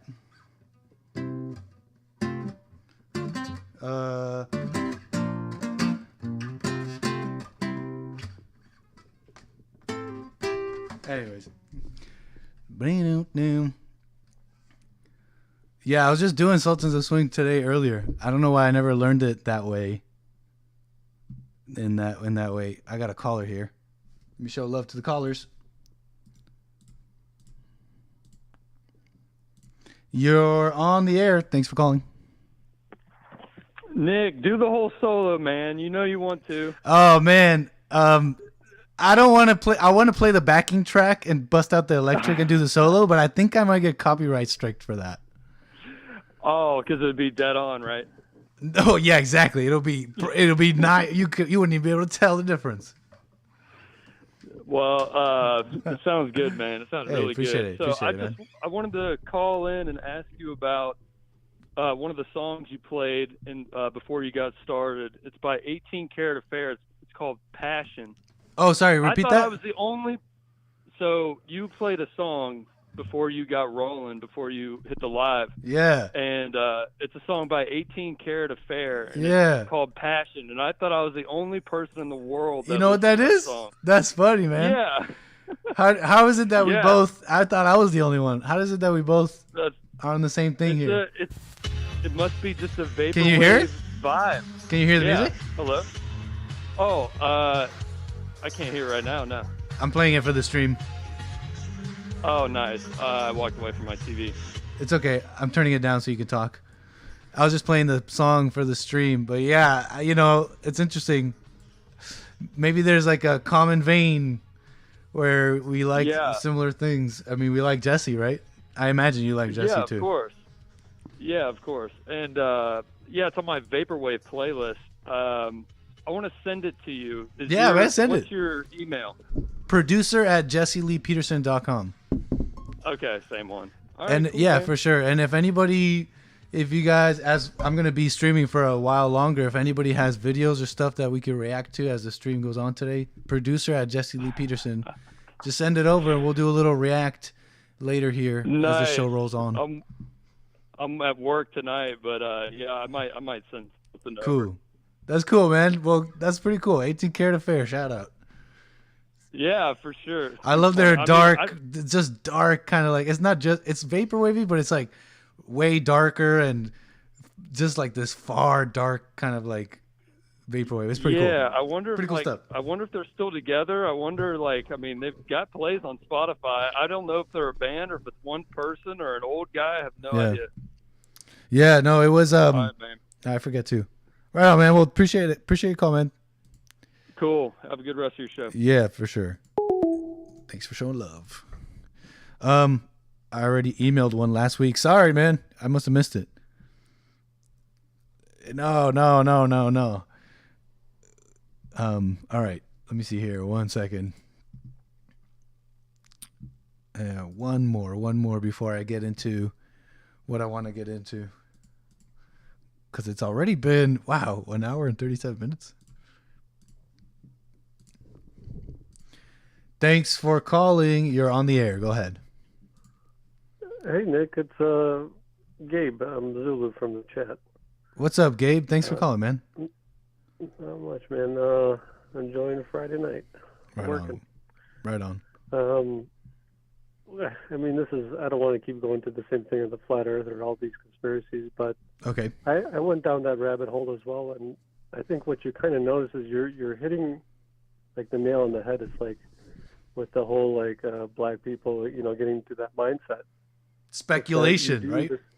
Yeah. Think about conspiracy theories for a second. Not to cut you off, but real quickly here. The biggest conspiracy theorist peddled right now is that racism, police brutality. Like those are huge, widespread, widely believed conspiracy theories. So you gotta be careful with that. Yeah, no, it's very true. And then to kind of get back to even the flat Earth, like all that stuff is sure it's great. Like now you know the Earth is flat. What do you do? Like, is that like how you win people to Christ? Is that how you profess the gospel of Christ? Is that how you get people? I mean, if that's what you do, that's what you do. But like, I went through all this like whatever years ago, and you kind of figure out like you can tell all these facts which you really don't know, you've never really experienced. You assume them, right? Because people assume they're on the ball, whatever it is, or you assume you're on flat, and whatever it is. Yeah. So like I don't have any evidence either way. I presume we're not moving. I presume, we're stationary. I presume all these things. And that makes fine logical sense in my mind. for instance, my wife, she's like, no, I don't get it. It's not that big for me. As a Christian, I know God created the earth, created the world. He created everything within it. So it doesn't matter if it's one or the other. And then eventually it's like, it doesn't, those are things you get lost in. Whatever conspiracy. Totally. I mean, they're good things to have in the sense like you've nicked at the truth. Like, you've hit part of the truth. But if that's all you're finding is truth, you're not going to understand anything beyond that, right? Like, you're only going to search for that quote unquote truth. You're not going to search for anything beyond that. Like, you're going to be lost in that thought, and that thought will consume you. Well said, man. Well said. You remind me of like when I would hear before I believed in God, I would hear Christians fight with atheists, and they'd be like, "Well, I'm a young Earth creationist," and they'd call themselves these things, these terms. You know what I'm saying? And it always seems so shallow. Like, well, I'm a this Earth creationist. Oh, I'm an evolutionary. You know what I mean? Like, I don't care. And it's fun to think about. It's fun to think about in some ways. I do like getting into certain things. And there may even be some importance and truth within all that, but there's kind of way deeper stuff I've come to realize. Way deeper stuff. Yeah, this can be. That's like this. That's like at the surface. Yes, exactly. That's what it is. It's at the surface of, if you want to call it truth, your truth or whatever, right? Like, once you've figured that, there's got to be something beyond that. So even if I tell a friend of mine who's not a believer, hey, the earth is created, right? And if I show them all these things about flat earth, that doesn't really get them towards Christ. Yeah. It might even push them away. That's the thing. Yeah, so I would rather be like, if it is flat and you can whatever, find the firmament and you can't get there and you can't get anywhere, however it is. All it is that, like, it's created, right? So if it's created and you live on a ball, or if it's created and you live on a flat plane, that ultimately, unfortunately to say, it doesn't really matter. Even though as much as these people of that community say, no, this is the greatest lie ever perpetrated on the face of the earth. It's like, no, there's other great perpetrations, if that's even a word. But it's, there's other things at hand that are more important than the shape of our earth. And, even if you want to say it's flat and you believe that it's this pizza pie, and in the Bible it says it calls it upon a circle or the four corners of the world, these things, how can you have a circle of 4 points on the world, right? Like, it doesn't...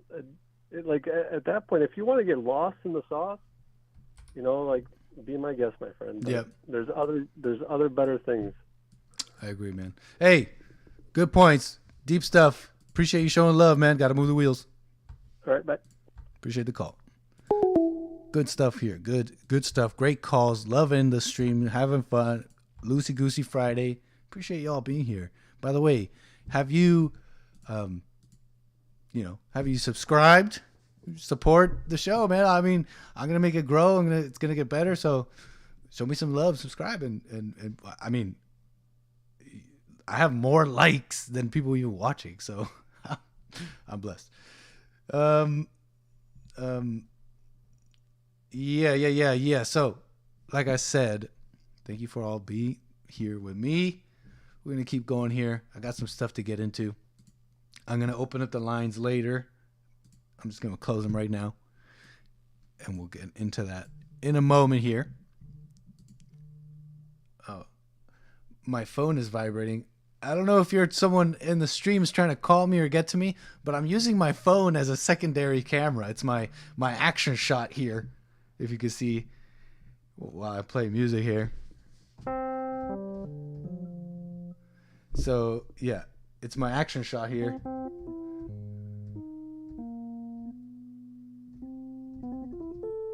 So, yeah, if you're trying to reach me, it's not going to work. Sorry. Anyways, we've been here for quite a while now. An hour and 43 minutes. Amazing. Let me get into something here. But let me set it up correctly. Nick is selling nightstand pictures like hot tamales. I should definitely get into that. I should definitely set that up. Will you do the show during the week, Nick? Yeah, stand up. This is this Friday nighttime thing is definitely, I'll be doing it more, but I'm going to keep this format and I'll do it for sure. But as the show grows and I have more time to invest into this show and my gear set up right, and I won't be constrained. Right now I'm limited by all my gear right now is set up pretty much at the office. And I'm kind of limited. I don't want to be doing my show when everybody's here, so I kind of wait till everybody leaves. So that's one constraint. Once I move my stuff, I'll be able to do earlier shows, more shows in the week, during the week. I have a different format I'm going to drop that you guys will enjoy, I think. And so, yeah, that's how it's going to go. I'm going to do more shows earlier in the week. I'm going to maybe do some streams when I get a wild hair, just whenever, kind of randomly.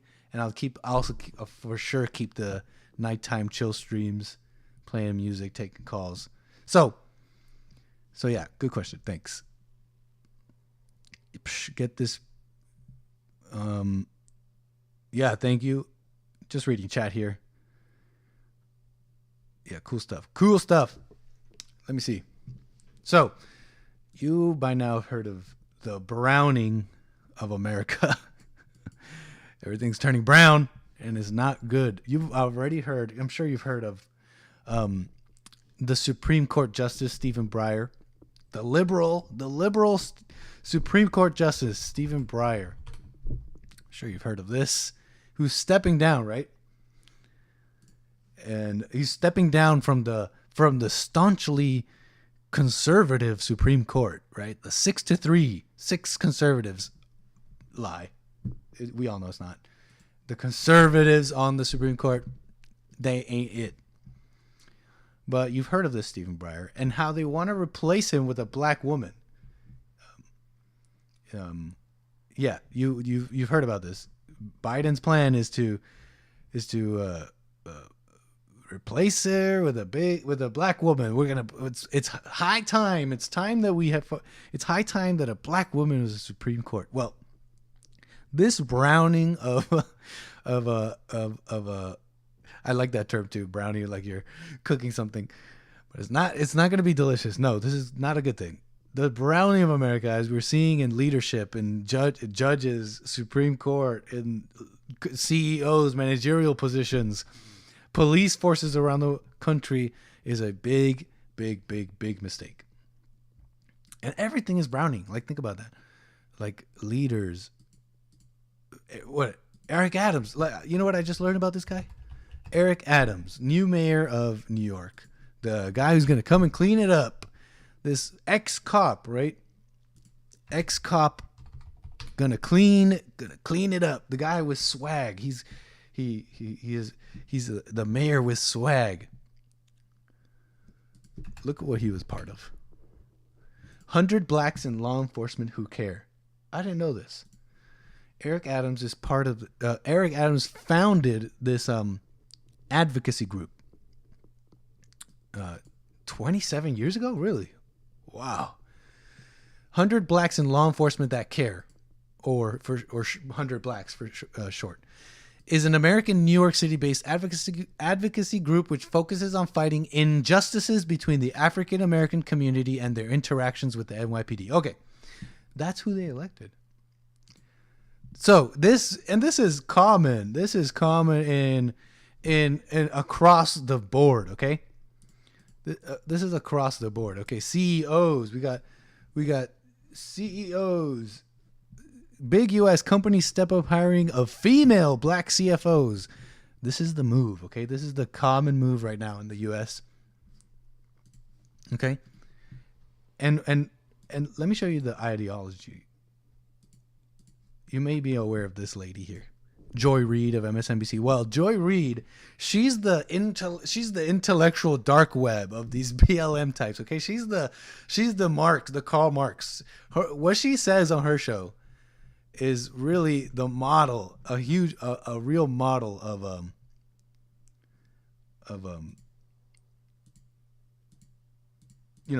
real model of what's going on, of what people think. And she's talking about for example, she was talking about this Florida bill about banning critical race theory? She's saying, let me just pull it up. The banning critical race theory is making it illegal to make white people sad. They're literally legislating white people's psychic comfort in a bill. I wish I had the clip here. So, this model of thinking, what, you can't make white people comfortable? What, you gotta make it uncomfortable. Tell them the truth about racism, which we all know is a lie. So, this is the ideology. She's the model. She's the model of the people who are being placed in these leadership positions. Okay. And so that's what's going on here. It really is a big mistake. Think about the Soros appointees. George Soros and his political action groups have put a lot of money towards different district attorneys around the country. A lot of you may know this, but for those that don't, there's district attorneys like of San Francisco around the country, right? They've been they're the ones who are being lax on crime, taking under the guise of criminal reform, of prison reform, actually going soft on crime. How many of those are people of color? Yeah, think about that. They're so easily used for this division, this attack. Okay. So it's not a good thing. As these people get into leadership positions, it starts to look more like Rhodesia in South Africa. You've heard JLP talk about this, but it's so true. Now, this evil is against good.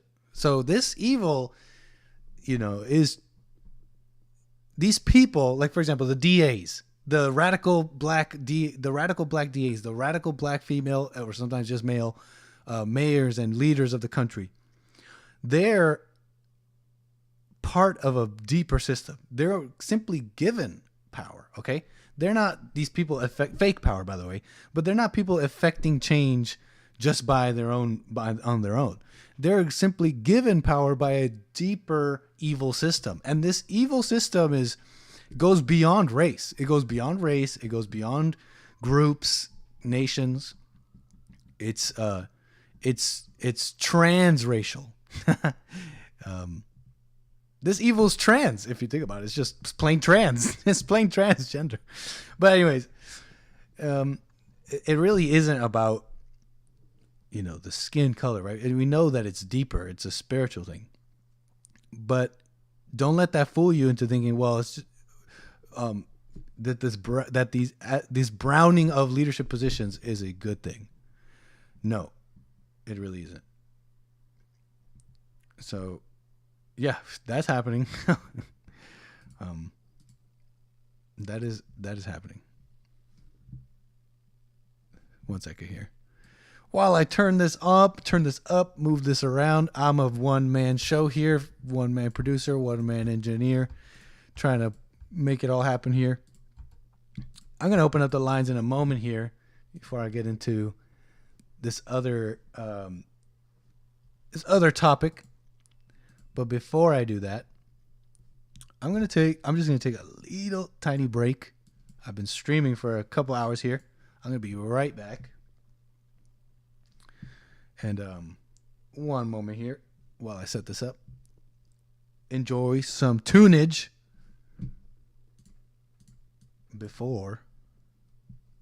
Okay, enjoy some tunage. I'll be right back.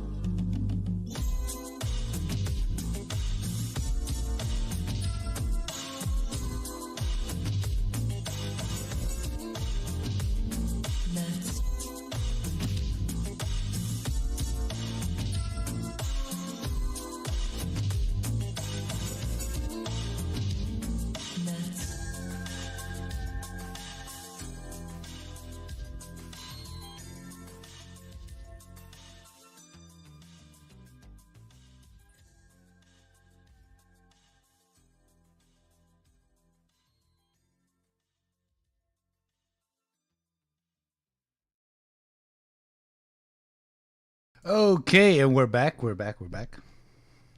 Testing. Okay. I think I'm back. Let me see here. Okay. Well, thanks for waiting. I think I got everything working here. Appreciate you waiting here. We're still going strong.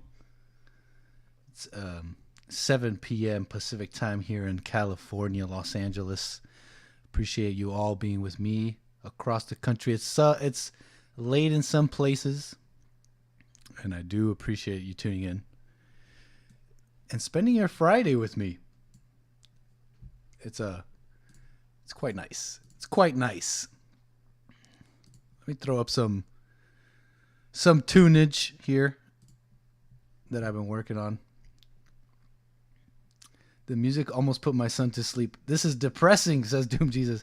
I kind of like the depressing, kind of like glitzy, kind of like, melancholic stuff. I'm into all sorts of music, though. But check this out. I'm going to play a little something here. My Ableton crashed. I'm going to do a little jam sesh here while I open up the lines and take some more calls and continue this chill stream. 1 second here. Skip McBurney competing with the Ankle Baby. Oh, that's cool. I didn't know he's live. I didn't know he's doing his thing. Cool.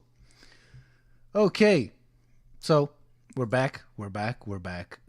Talking about all sorts of stuff. It's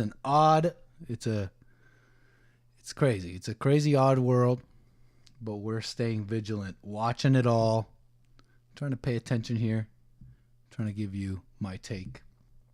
And I'm going to open up the lines here, but let me just turn this on here.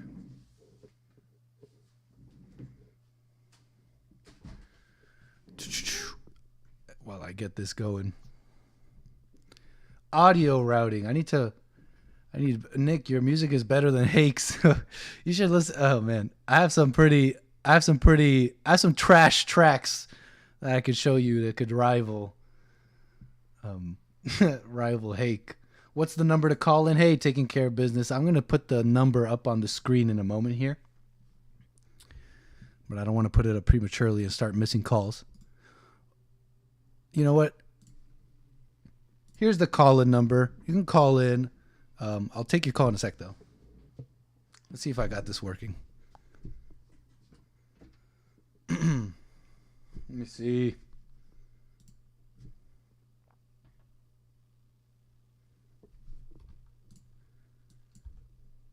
I think I got this. I think I can.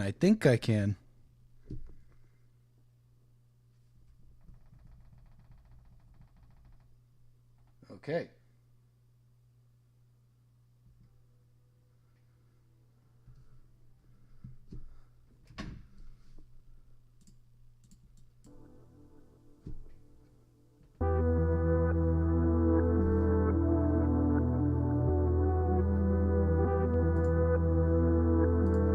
Can you hear that?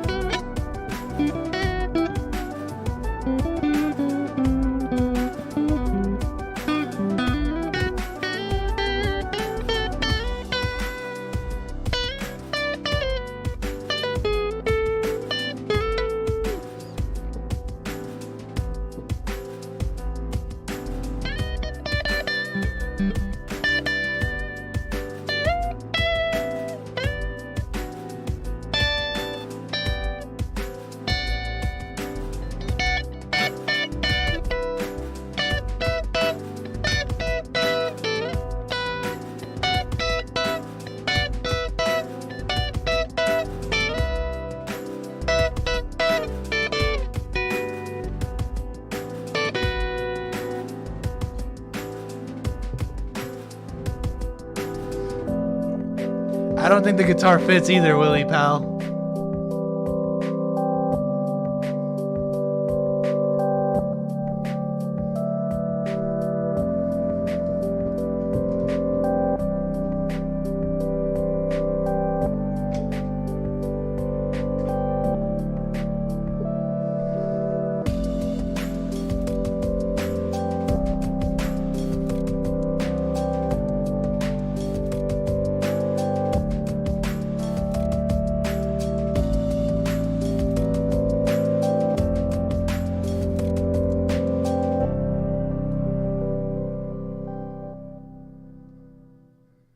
Cool. Just messing around here. Okay, lines are open. Lines are open. You're welcome to call as we continue here and continue having fun. Mystery beans. No, don't do that, Braxton. Don't be doing that. And if you do, keep it to yourself. We got to be sober-minded and overcome. You know what I'm saying? You feel me? Yeah, cool. Nice. Just mess around here. Nick would make a perfect friends with the 2 times Dr. Disrespect. He's a Dr. Disrespect streamer. I've seen his stuff. He's a gamer, Twitch streamer. Yeah, we might do some gaming on this channel sometime in the future, but we'll see. We shall see. We shall see. We shall see. Okay. Hello, you're on the air. Hey, what's up, Nick? Hey, who am I speaking with?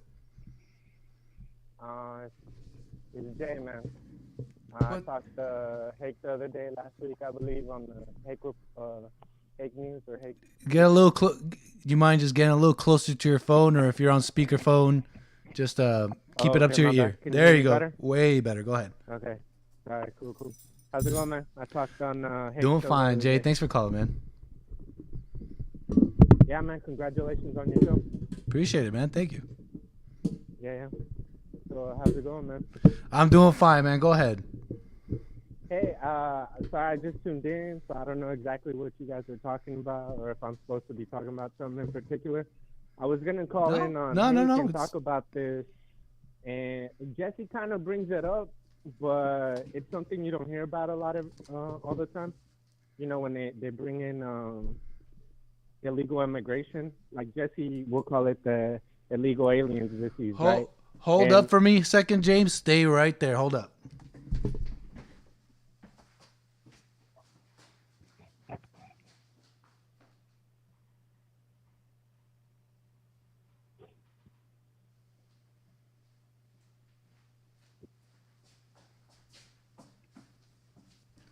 Sorry about that. Got distracted there. Had to handle something. But I am back. I hope. Can you all hear him, by the way? I just turned him up. So you were saying... Hello. Hey, thanks for calling, Jay. So you were saying, man, go ahead. Illegal immigration. Yeah, and, you know, Jesse will kind of mention the illegal aliens disease.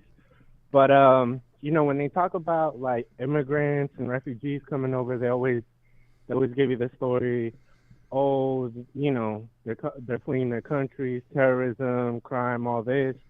But they never talk about not just, you know, like Trump said, the crime and all that they bring, but the disease and illness. And even throughout history, you know, coming up in school, what do they teach you?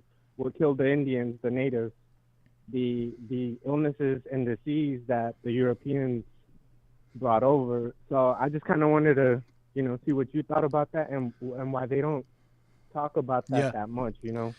There seems to be, well, this goes because it goes completely abject. There's a force and people in power who want the chaos at the border, okay? And to talk about the illegal alien disease or any sort of ill coming from an open, porous border would be to go against the plan that is in set for illegal immigration. There are effects that now you would think to yourself, why would if there's a deep state elite that's in charge of everything, why would they want to, you know, in a sense, bring in illegal aliens and diseases and hurt the economy and all the negative effects from illegal aliens. Why would they do that? Well, let's think about one very obvious reason that's openly talked about, by the way.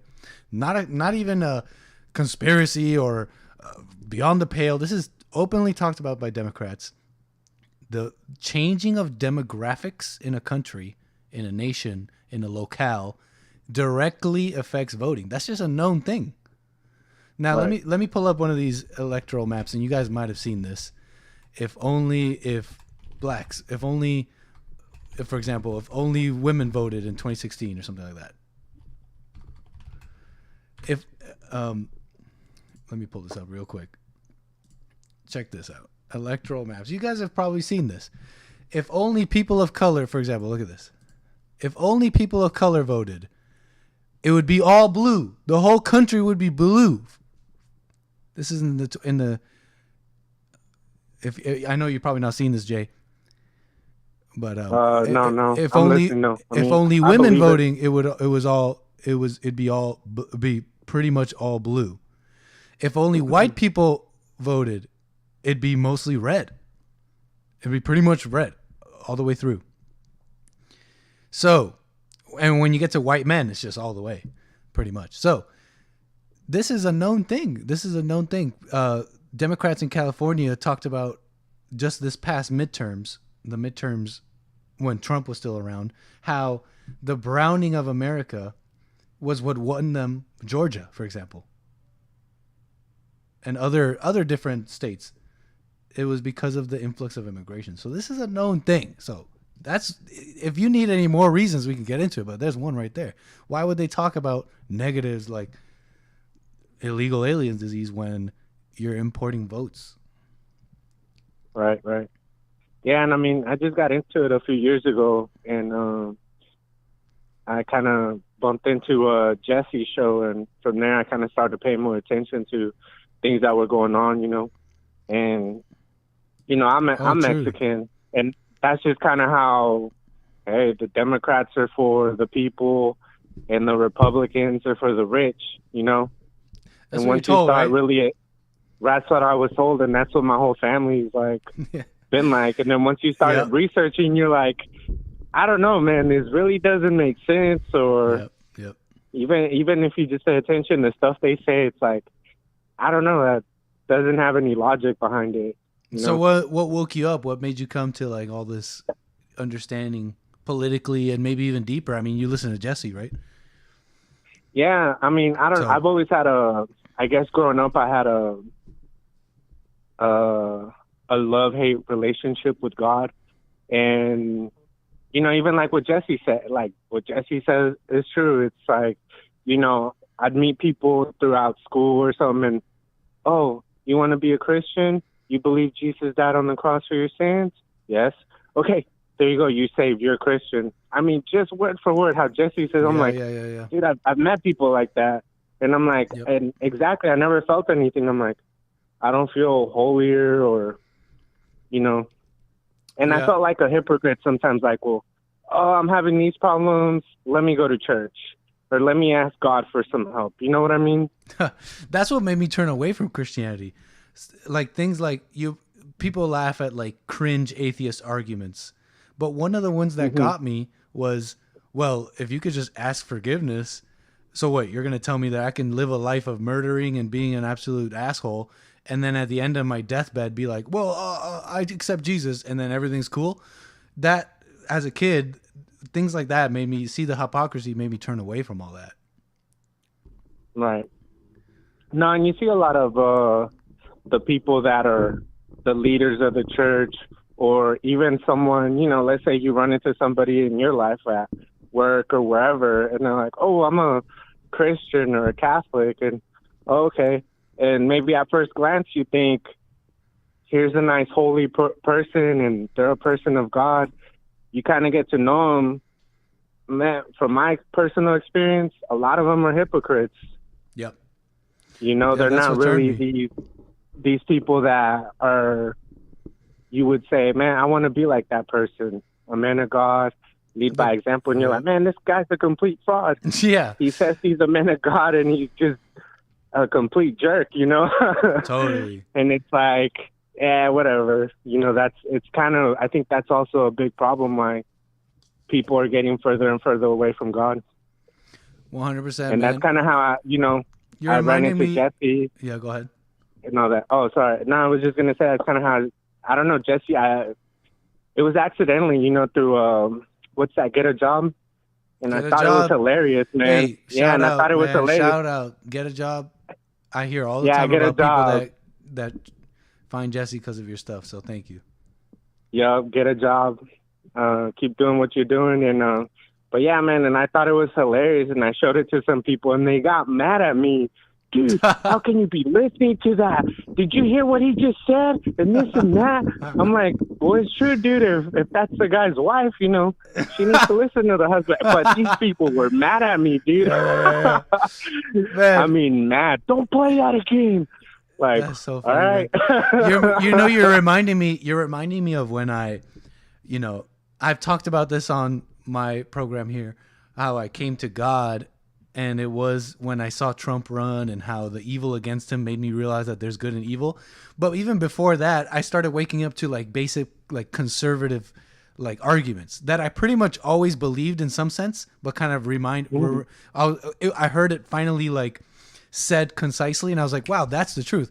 I remember being naive because I didn't grow up being told, oh, Republicans and conservatives are this way or that way. I was like totally far away from the political world as far as you can get.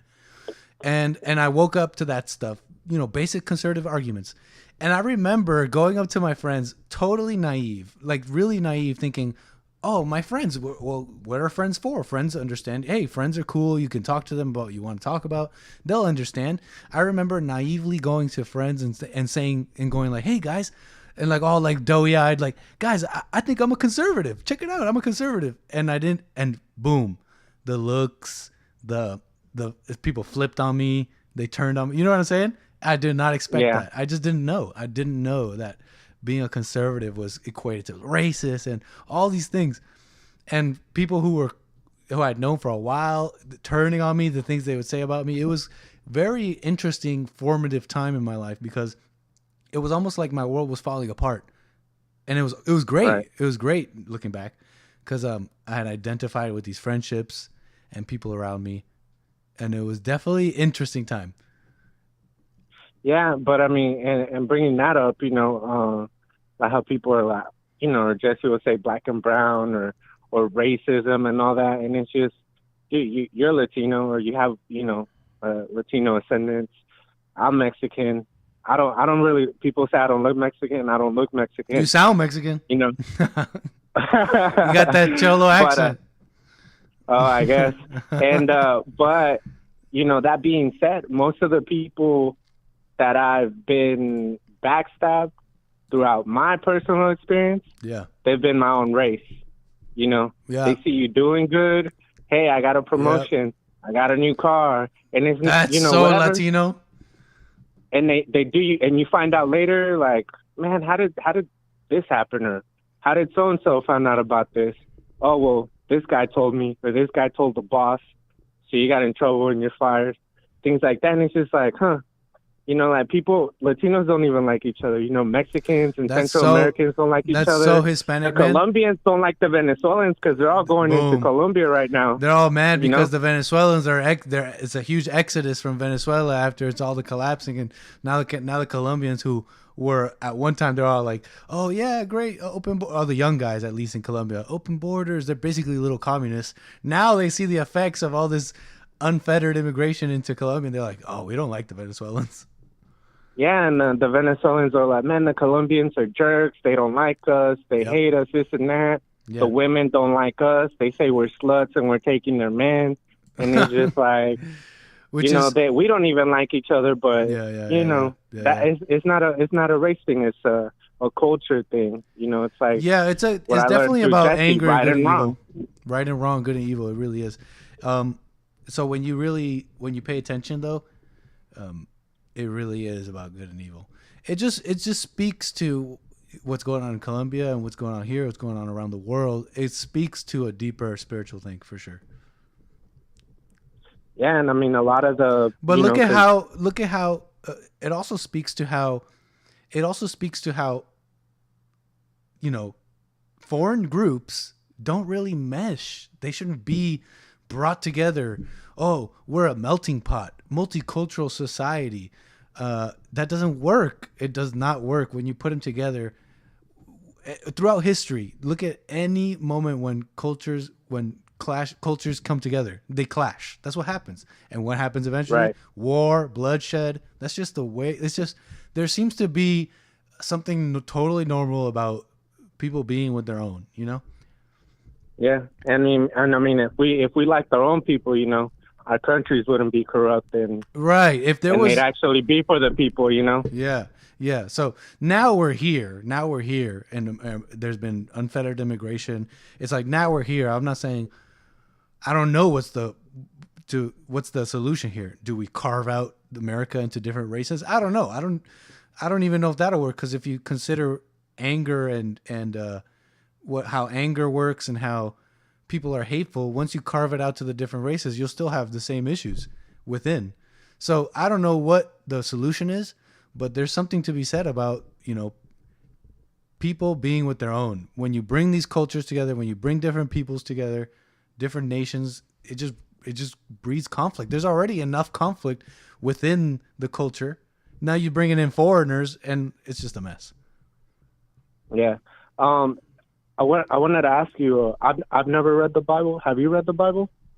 I pick it up. I do pick it up every now and then, and get it. You know, check it out a little bit, and yeah. So I do pick it up. I haven't read it though. What do you mean, like from front to back? Well, yeah, but I mean, I was just gonna. You know, I'm not a Bible thumper and all that, but I was just gonna ask because I've heard that there's prophecies, and most of them, or whatever, they're like, hey, in the Bible it talks about this and it happened, and this war and that, and they've all come true.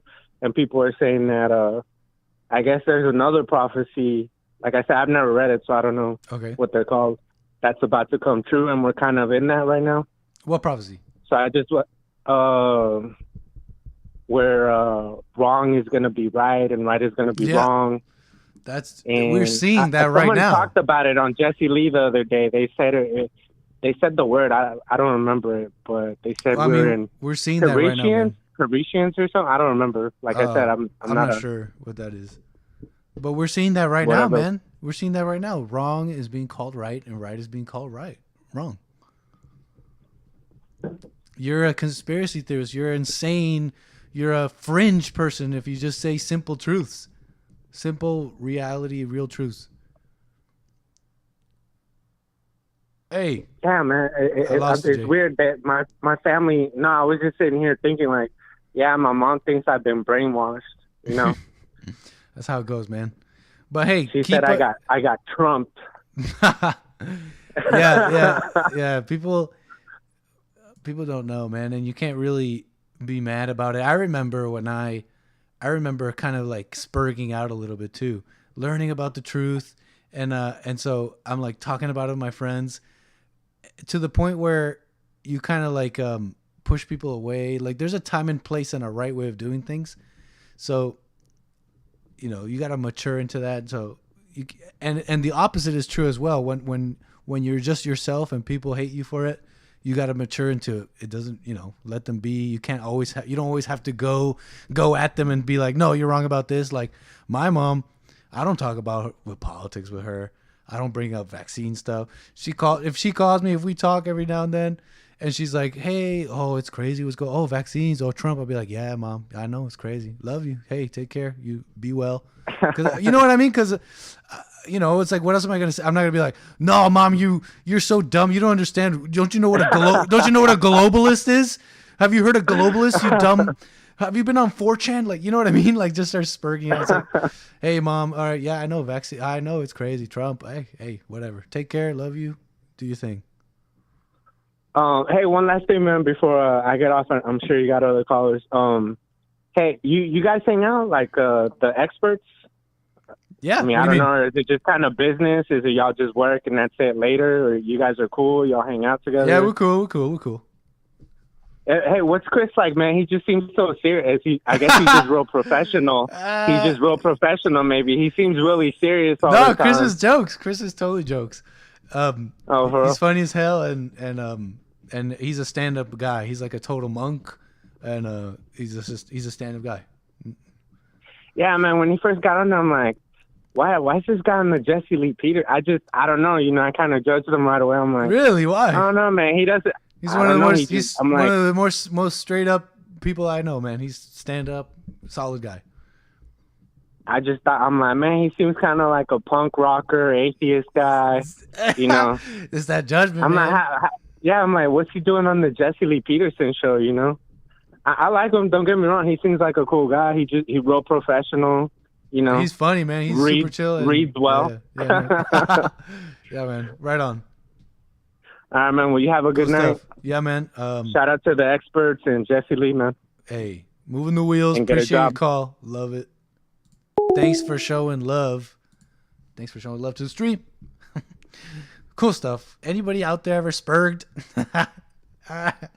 No, Mom, you don't understand. Don't you get it? It's a psyop, Mom. Leave your mom alone, okay? She's not gonna get everything, okay? You don't want her to just, forgive. Let it go. Okay? Your parents are stupid. They're stuck in their ways, okay? So, but they also have wisdom, right? You gotta have love, okay? Understanding. So don't be all spurging out with your parents.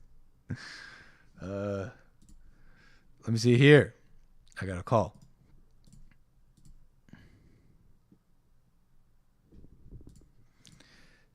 Hello, caller. You're on the air. Hey, is this Nick? What's up, caller? You're on the air. Who am I speaking with? This is Marcus. I called in earlier. What's up, Marcus? The Jesse Lee Peterson show, but I had to go because I was going off work. But I wanted to address something. I wanted to, first of all, congratulate you guys on such an awesome show and what Jesse does, and La Encore baby show. Thank you. Awesome, and Hank and everybody. Hey, right on. Yeah. You should like one of these experts came to my job because I work in the media. Okay. And she was like, one of our anchors' names is a Spanish name. So she said, Anchor? One of your anchors? Yeah, well, I work at a media company. Oh, cool. So one of expert anchor came in like to give training or something. Mm-hmm. And she said, I wish he would say his real Spanish name, like something like that, Oh, like in a Spanish way instead of like in a Spanish way, like in an American way, right? Like Nicolas, say it like Spanish. Exactly. If it's like Nicholas, I hate when he said Nicholas. He should say Nicolas Garcia, and instead of like Garcia, he should say Garcia. True. But anyway, yeah. No, you guys are awesome. Hey, but right on. I wanted to talk about how you guys you were talking about your mom or your relatives or something like that, and you're trying to explain what's going on right now, because some of the disinformation that she may hear in somewhere on the internet or wherever, or on TV. But how do you deal with the CDC thing? So on IG and other places, they have that black men are really responsible for their kids. They I've seen that. Them. Okay, this is really interesting. Let me see if I can find it. But black fathers are better fathers. Correct. It was above white fathers. Black dads. Here it is. Let me pull this up for the stream here real quick and just show them. This is a New York Times article. Black dads are doing best of all. Right. And so I bet you my notes are probably even better because we did this on the JLP show. I probably have better notes on this. Black dads best. Let me see here. Hold up. Thank you. Anyways, so yeah, this New York Times article, black dads are best of all. And they're talking about, so here, according to data from the CDC, nearly 72% of births to non-Hispanic mothers were married. Okay, let's see if I can find it. It has always seemed to me that embedded in the "if only black men would marry the women they have babies with" rhetoric was more insidious suggestion. So the writer here is talking about how the whole common thinking about how black men don't marry their baby mamas is bad, which we all know is bad and which we all know happens. Look at the black community. They go on to talk about in the article how black men are actually better fathers because they're more nurturing. Let me see if I can find this. Nurturing. They're like more nurturing. They spend more time with the kids. Yes, they bathe them. They take them to school. They like drive them to school. So driving, you know, and then it was just really irritating because it was like get her off your back Friday. So I was like, what's irritating is that and it was a white, I seen it, I think Spice did it.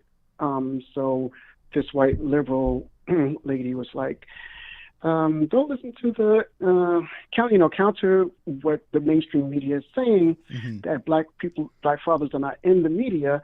It's not totally true. Blah blah blah, and like all these stats go up on the side of her head, like 70% this, 30% that, and then when I talk to when I listen to the Jesse Lee Peterson, and I know even I used to live in Jersey City, where there's like a lot of fentanyl, there's like a lot of black unemployment, there's like a lot of fatherless kids out there. I was thinking that it might be true because the mamas complain, like especially when they're like young, that they don't do anything, and like I'll take you to court, Okay. I'll take you to court, or I don't like doubt that it's true. I don't doubt that black fathers are. Here's the thing, though.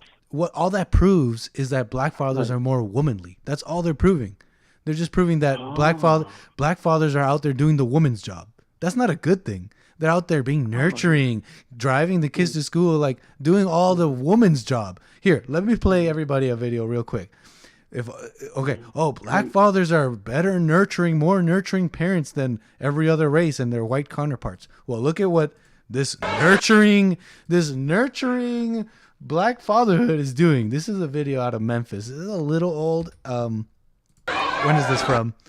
This is from 2020. Okay. And there's other examples. Okay. This is just one that came to mind. In Memphis, look at all these teens, black teens. Nurturing. The nurturing family. The nurturing black family. Look at them. Look at them. Yeah, and then I was like, now you're not seeing this. You're not seeing this, but I'm just playing this. Are you able to hear this clip, by the way? No, I'm like on my smartphone. Okay. But so for the viewers, just for you, I'll just play a clip of these. The headline: Hundreds of teens destroy Memphis mini golf center in rampage. So there's your nurturing, by the way. But go on. Yeah, I was going to say that because like white and Hispanic, especially like the Mexicanos or whoever, the dads who are on a construction site, they're out there actually working, that they leave that nurturing stuff to the mom. So that, like what you said, is totally true. But what happens is that they're using that information as propaganda. Yeah. To say like, there is no black homelessness. There's no black fatherlessness, and this is all just crap, just to throw black people on the bus. And as an African American, I could say that to my sister, who's has 2 degrees from wherever. Oh, and she does? Just like, she's like from San Diego and Miami, something like that, in communications. So every time, she ain't have like a lot of strikes. The thing with these black, stuff. And then I work for a media company. She's like, "Oh, it is, wow, it's not true." That's the thing with these. When you're presented these kind of things, Just right. be the best response to the world and everything going on is common sense, what you see with your eyes right in front of you kind of stuff. Don't get lost in the sauce. Oh, but this info, this, that. Just be the beautiful thing about truth and how Satan tries to obfuscate it is by making things complicated. But the beautiful thing is that it's super simple. Just look at blacks. Just look at them. Down from all the worst, most crime-ridden places to even your maybe more upstanding, educated black. They're all angry. You bring up racism. You disagree with them. It doesn't go well. They're mad about a fake word, the N-word, like it's the worst thing in the world. You know what I'm saying? So that's the response to this. Just look at the black community. Just look at them. Where's all the quality father-son time? It's definitely not helping. So that's what you would do. Just say, just say, okay. Well, right. Just keep it simple, man. Keep it simple. Okay. Because that's what it is. It's like, let's try and excuse what's going on. See, it's not as bad. But then it's like, but let's just look at the black community. It is bad. In every metric that you can think of. Education, wealth, crime, everything is bad. And then stick to the truths that you know, like the family being the most, being an important building block of society, and how that's gone in the black community. A nurturing father is not a family. A family is a mother and a father who are married in the home, where the father is leading the way and he loves God more than anything else. Yeah, I kind of bucked that system when I was growing up. My dad, he was adopted. So he, in the 60s and the 50s, 60s, well, the 70s, 80s when I grew up, he was like, I'm not going to leave you kids. There's a agenda out there to get the black men out of the homes, and you're going to do what I tell you. And so I was like, whoa, this is like, like that saying, like the Taoists are like really strict. Like that was your dad, you said? No, the saying is like, the Taoists are really strict, but as strict as they may be, they're not that bad at all, right? Yeah. So, we're like, that's another trick of society. Like, oh, look, dad's so mean, but it's like it's like pure love. But it's the society. They were like really trying to pin me against my dad. Actually. Yeah. So it was just like I was like, so mean. But now that I'm seeing, I'm like, he was exactly right. Yeah. He's so mean. So, you mean loving? Exactly. Oh, so he cares about me? Oh, okay, wow. And it's just like, no. He's like, why? He's like, because you're supposed to be a man and do it yourself. I'm like, deep. what? See? It's crazy, man. It's crazy. We gotta fight back against the programming. So thanks, man. Appreciate you. I want to say one more go thing too about something about the gay and lesbian agenda in each city. Okay, go ahead. New York City and Jersey City. Yeah. That they had put a big giant gay flag, like gay mural on the road. I mean, they like, what did they do? They like Jersey City, you said? The whole ground up, and then they paved it over, and then they painted the gay sign on the ground. Like, so it took like, over like $200,000 to do that. They just walked the road and everything like that to put the gay flag. And Sherman when Williams did everything become a race to sponsors. be the gayest possible? Like, what is going on? It used to be like, oh, let's be great, excellence, let's build, and who could be the great. Now it's a race to be as gay as possible. Yeah, but they put it on Martin Luther King Boulevard, number 1, and then they put it on a crack fentanyl street, number 2. Mm-hmm. And I went to the guys, like the sponsor, like people and the artist, and I said, cool paint, but maybe we could have like put our city's money into like a new issue, like fentanyl and getting people off, homelessness and stuff like that. And I was a racist. I hated myself. Wow. I was like, it's not bad. You guys could stand up for gay rights if you feel like whatever you want to do if you're gay or whatever like that. I don't really care, but there's like a huge issue right down the street.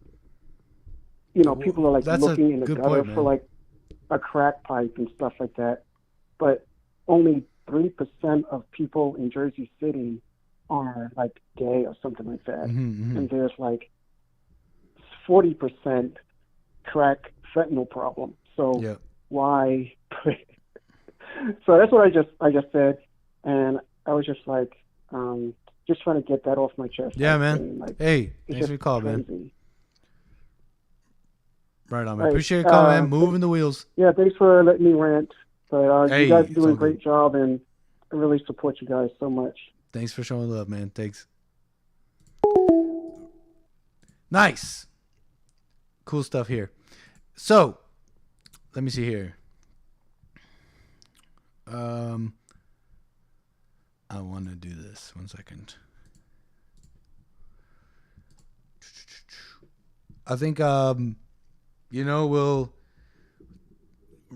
as we wind things down here, I might have had a few things here to play, but we'll get into the next show. You know what? I think I actually got some viewer videos from all of you. And so, a couple from you. Oh, no, never mind. Never mind. I thought I got some viewer videos here. Hey, we'll take a few more calls here as we wind things down. Long day today, long show. Great stuff, though. I really am blessed that you're all here, still with me, enjoying your Friday night with me. I mean, come on. Incredible.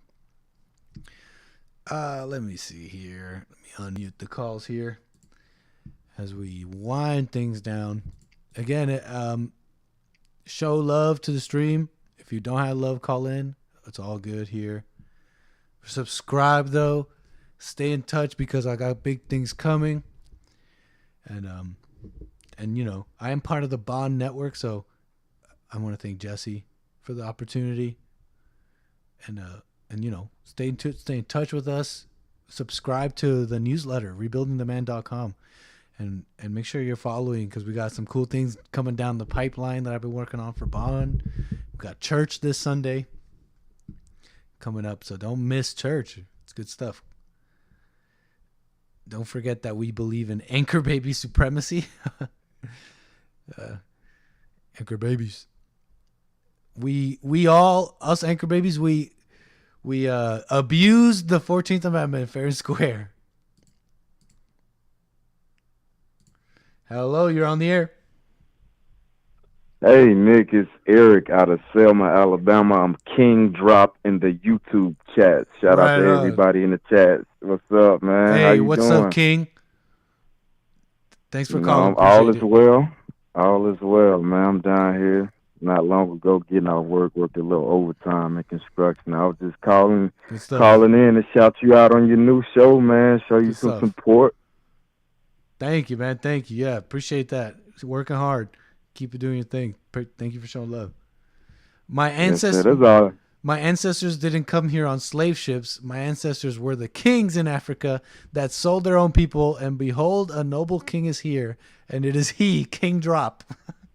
It is he, sir. It's me, and that is all the truth. And people be trying to tell me where my ancestors came from. Like, how you gonna tell me where they came from? I know I have the knowledge that has been passed down. Like, people get mad because I tell them this. I tell them, like, hey, look at me. I look like I'm descended from kings.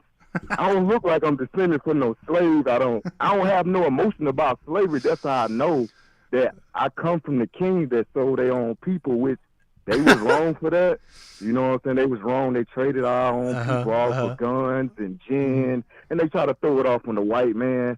Yeah. Like, honestly, the truth, this is the knowledge that has been passed down to me. Like, the big kingdoms, like, they didn't get conquered by the British. It was like the smaller, like, kingdoms, the smaller little tribes, they got conquered. Because, only the strong survive, man. It wasn't nothing about no racism. Oh, they was doing this because Yeah. they black or They were for African. sale. These people had what they wanted. They were for They sale. had what they wanted. It was business. It was business and conquering. Like, Yeah. we need to go back to those times where we can just conquer out here. Like, 'cause people, only the strong gonna survive out here. Like, for real, I know I'll be on top out here. Oh, yeah? But, people You'll be lucky all these laws out here. warlord, I'll tribe. be out here conquering, man. Conquering land and sea, rivers, mountains, and the plains. You hear me? Right on. Right on, Eric, man. Appreciate your call. Yeah, I was just wanting to show you some support, man. Thanks. Have a good night, man. Big time. Appreciate that. Good stuff. Good stuff. Good stuff out here. You can't tell me what my ancestry's like. Oh man. Oh.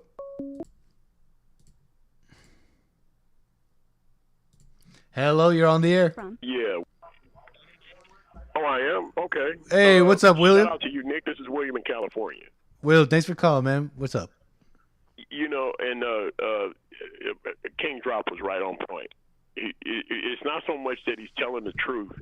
He's telling the truth, and he's black. Yeah. And they blacks get attacked for that, and it's not fair that they do that to each other. You're allowed to have different views. Yep. Yeah, think about that. It's like as black centric as society is becoming, the second a black speaks up, though, they say the truth. They say, "Hey, it's not about race. It's not about racism. Simple truths. Police brutality is not the problem. It's the home." They get attacked just as hard as anybody else. Harder, maybe, by family members and everything. Somebody like King Drop is similar to like Lord Grimm, me in California, William in California. We're all black men. We're not people of color or no alphabet. Yeah. And I think King Drop sounds old enough to like probably remember some of the things that I remembered, which is not that long ago. I was just a kid in the '60s, so a lot of this stuff got started when I was a little guy. Yeah.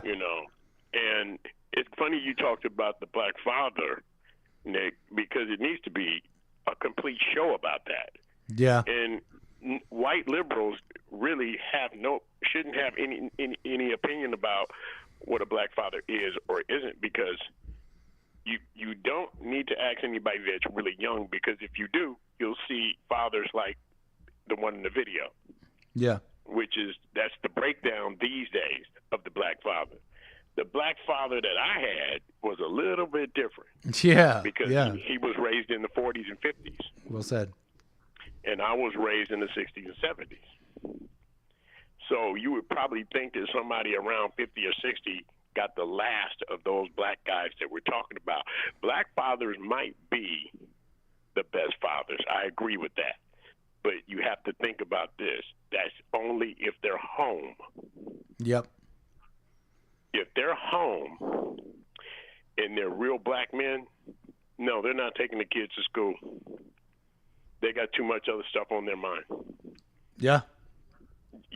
And they were at one time until about 65, when the programs came out, Lyndon Baines Johnson with the Section 8. That's the one that really killed the father, because the woman could get into spats, and the county and state will reward her and put him to where he eventually gets all messed up and on the streets and living in shelters, not paying his child support, losing his driver's license. It's like a snowball effect. And then eventually, if he gets to come home, he hangs his clothes in the closet, but when the inspector comes, he has to leave.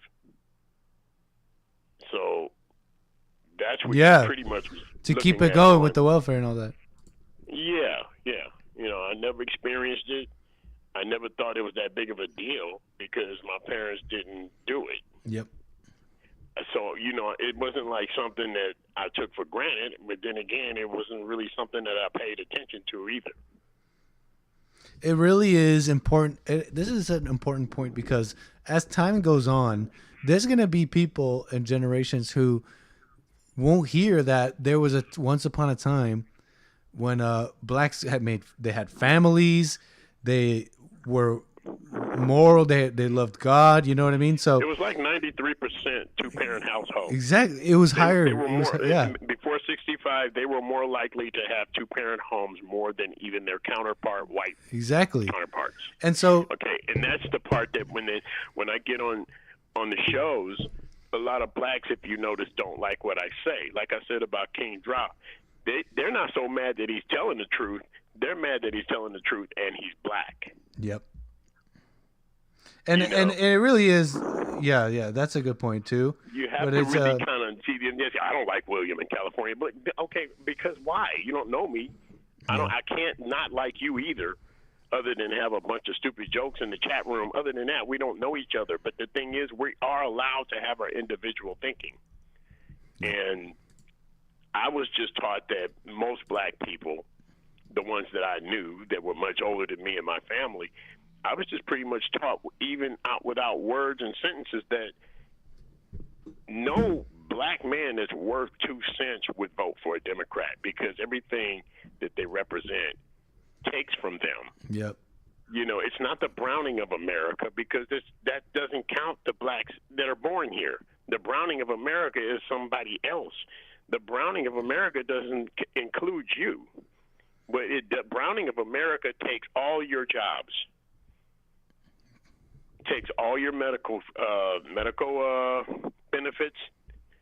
They distribute that out to people who are not even supposed to be here.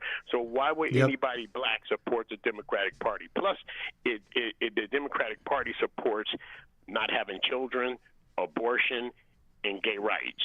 Now, why wouldn't a black person, you would think that they would be all over that with the family values that they claim they have, Yeah. and be all over that. There's another thing that they don't even think about. Yep. What did the guy say? They put a gay flag up? In I forget where, but that's what they focused on. He's late. They took all of them down in San Francisco at the UN building. And they put all gay flags. Yeah, all the nation flags, they took them down. They put gay flags. I remember that. Right. Now, this is something you wasn't born yet, Nick. They used to have a red, black, and green flag with a black power sign on it in the 70s. Wow. Everybody had the big afros, and everybody was kind of progressive back then. You know, you remember the 70s, how it was, you know. Well, I've seen that flag. They had that flag, and they would not let black people fly that flag nowhere. So for them to put that gay flag up, they should be the first ones to not support the Democratic Party and allow and say, why? You didn't let us have our little black power flag on there. Why are you letting us let these guys have it? They should be the first ones mad. Yep. Yeah, true. I remember that too when I forget who it was, but someone in the American government made it so that a bunch of embassies around the world started flying the gay flag. Mm-hmm. But then when we had the black power flag, they would not let us fly that thing nowhere. Yep. It was in your bedroom while you listened to Jimi Hendrix. Oh, as a matter of fact, did you listen to that Jimi Hendrix song? Yeah, I did, man, for sure. Yeah, who knows the live version? Yeah, I've heard it, but it was cool. The live version, isn't that sick, dude? It's super sick to listen to it again. I was playing over it when you showed it to me. I was jamming out to it, big time. Big time song. Yeah, for sure. It means something today, doesn't it? It Yeah, goes with yeah. I mean, so it's like you guys, as black people, you really should be mad as hell at the Democratic Party because they are tearing your family up. You know why? I know they're tearing the family up. I don't care what you say. Gay, you can be gay. But here's the deal. I know it's a lie. You know why it's a lie, Nick? 2 men can't make kids. 2 women can't make kids. That's just right. That's just like clear. You can force that down my throat if you want to. I'm not going to swallow it. Yep. I'm going to throw it back up. You know why I'm going to throw it back up? Because it ain't true. It just ain't true. You're living a lie. You cannot conceive. Yeah, it's just like clearly obvious. Nature is pretty clear in that sense. I mean, nature is the natural representation of God. So Yeah, Nick, and that's true. And don't you think black people should be upset about the breakdown of their family?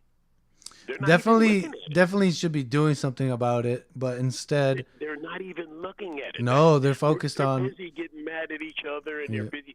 And the thing about racism is really not racism. It's actually economic power versus I don't have no money.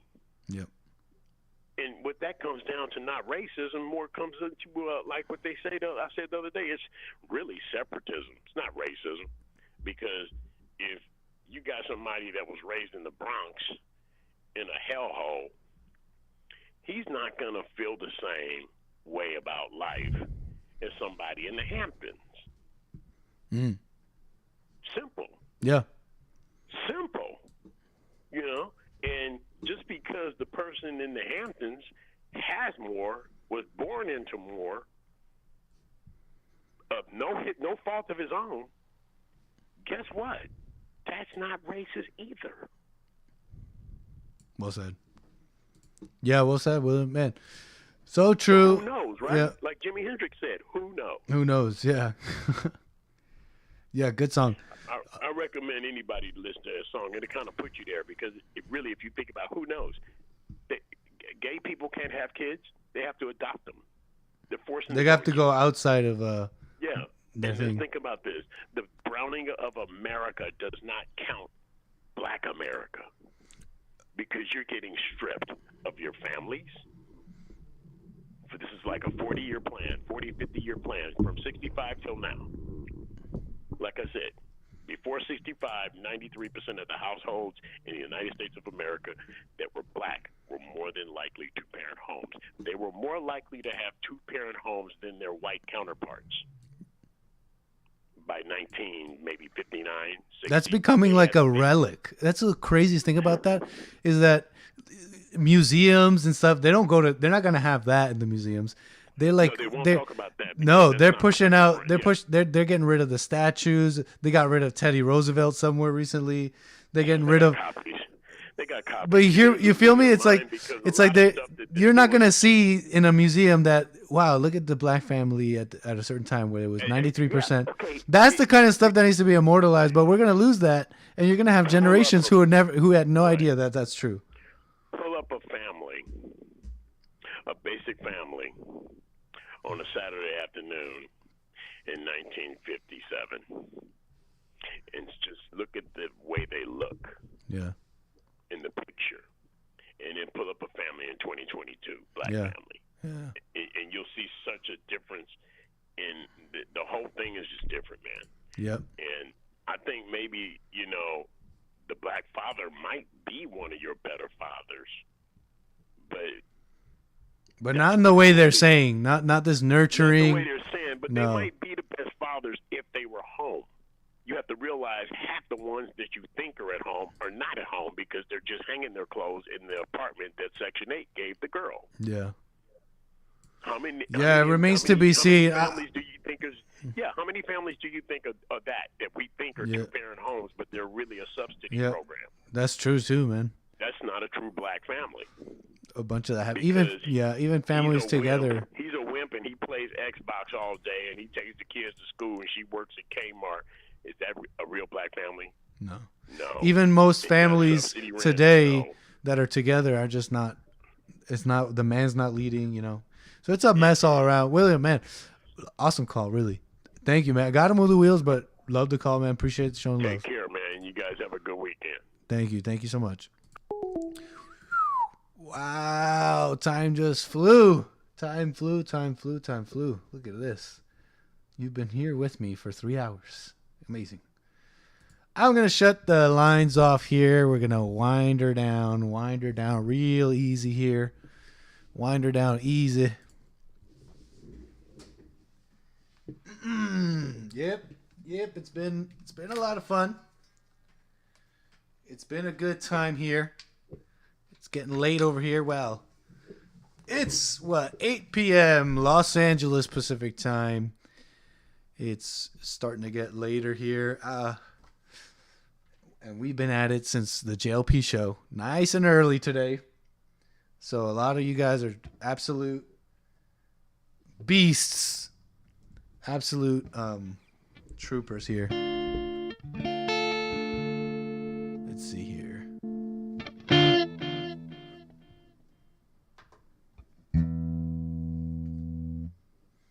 Let us see here. As we wind her down, y'all have been troopers hanging out for quite a while. Been up early, some of you, since the JLP show. So have I. We're going to wind her down here. What are we going to do here? What are we going to do? What can we do here?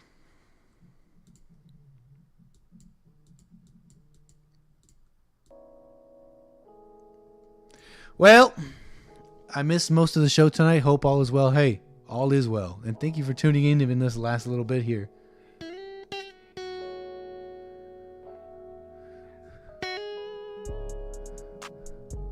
Would have been the JLP network.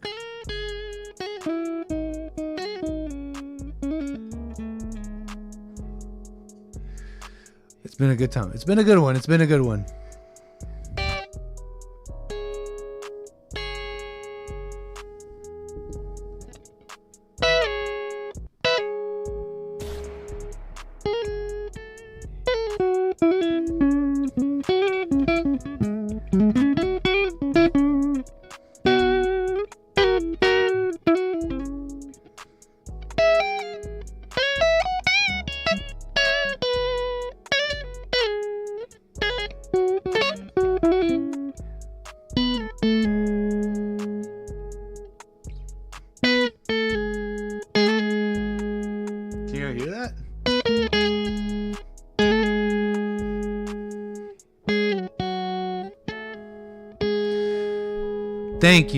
Thank you. We're going to end her here.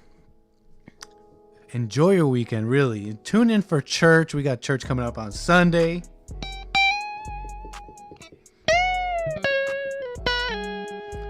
Don't miss church. And I will be back next week. That's for sure.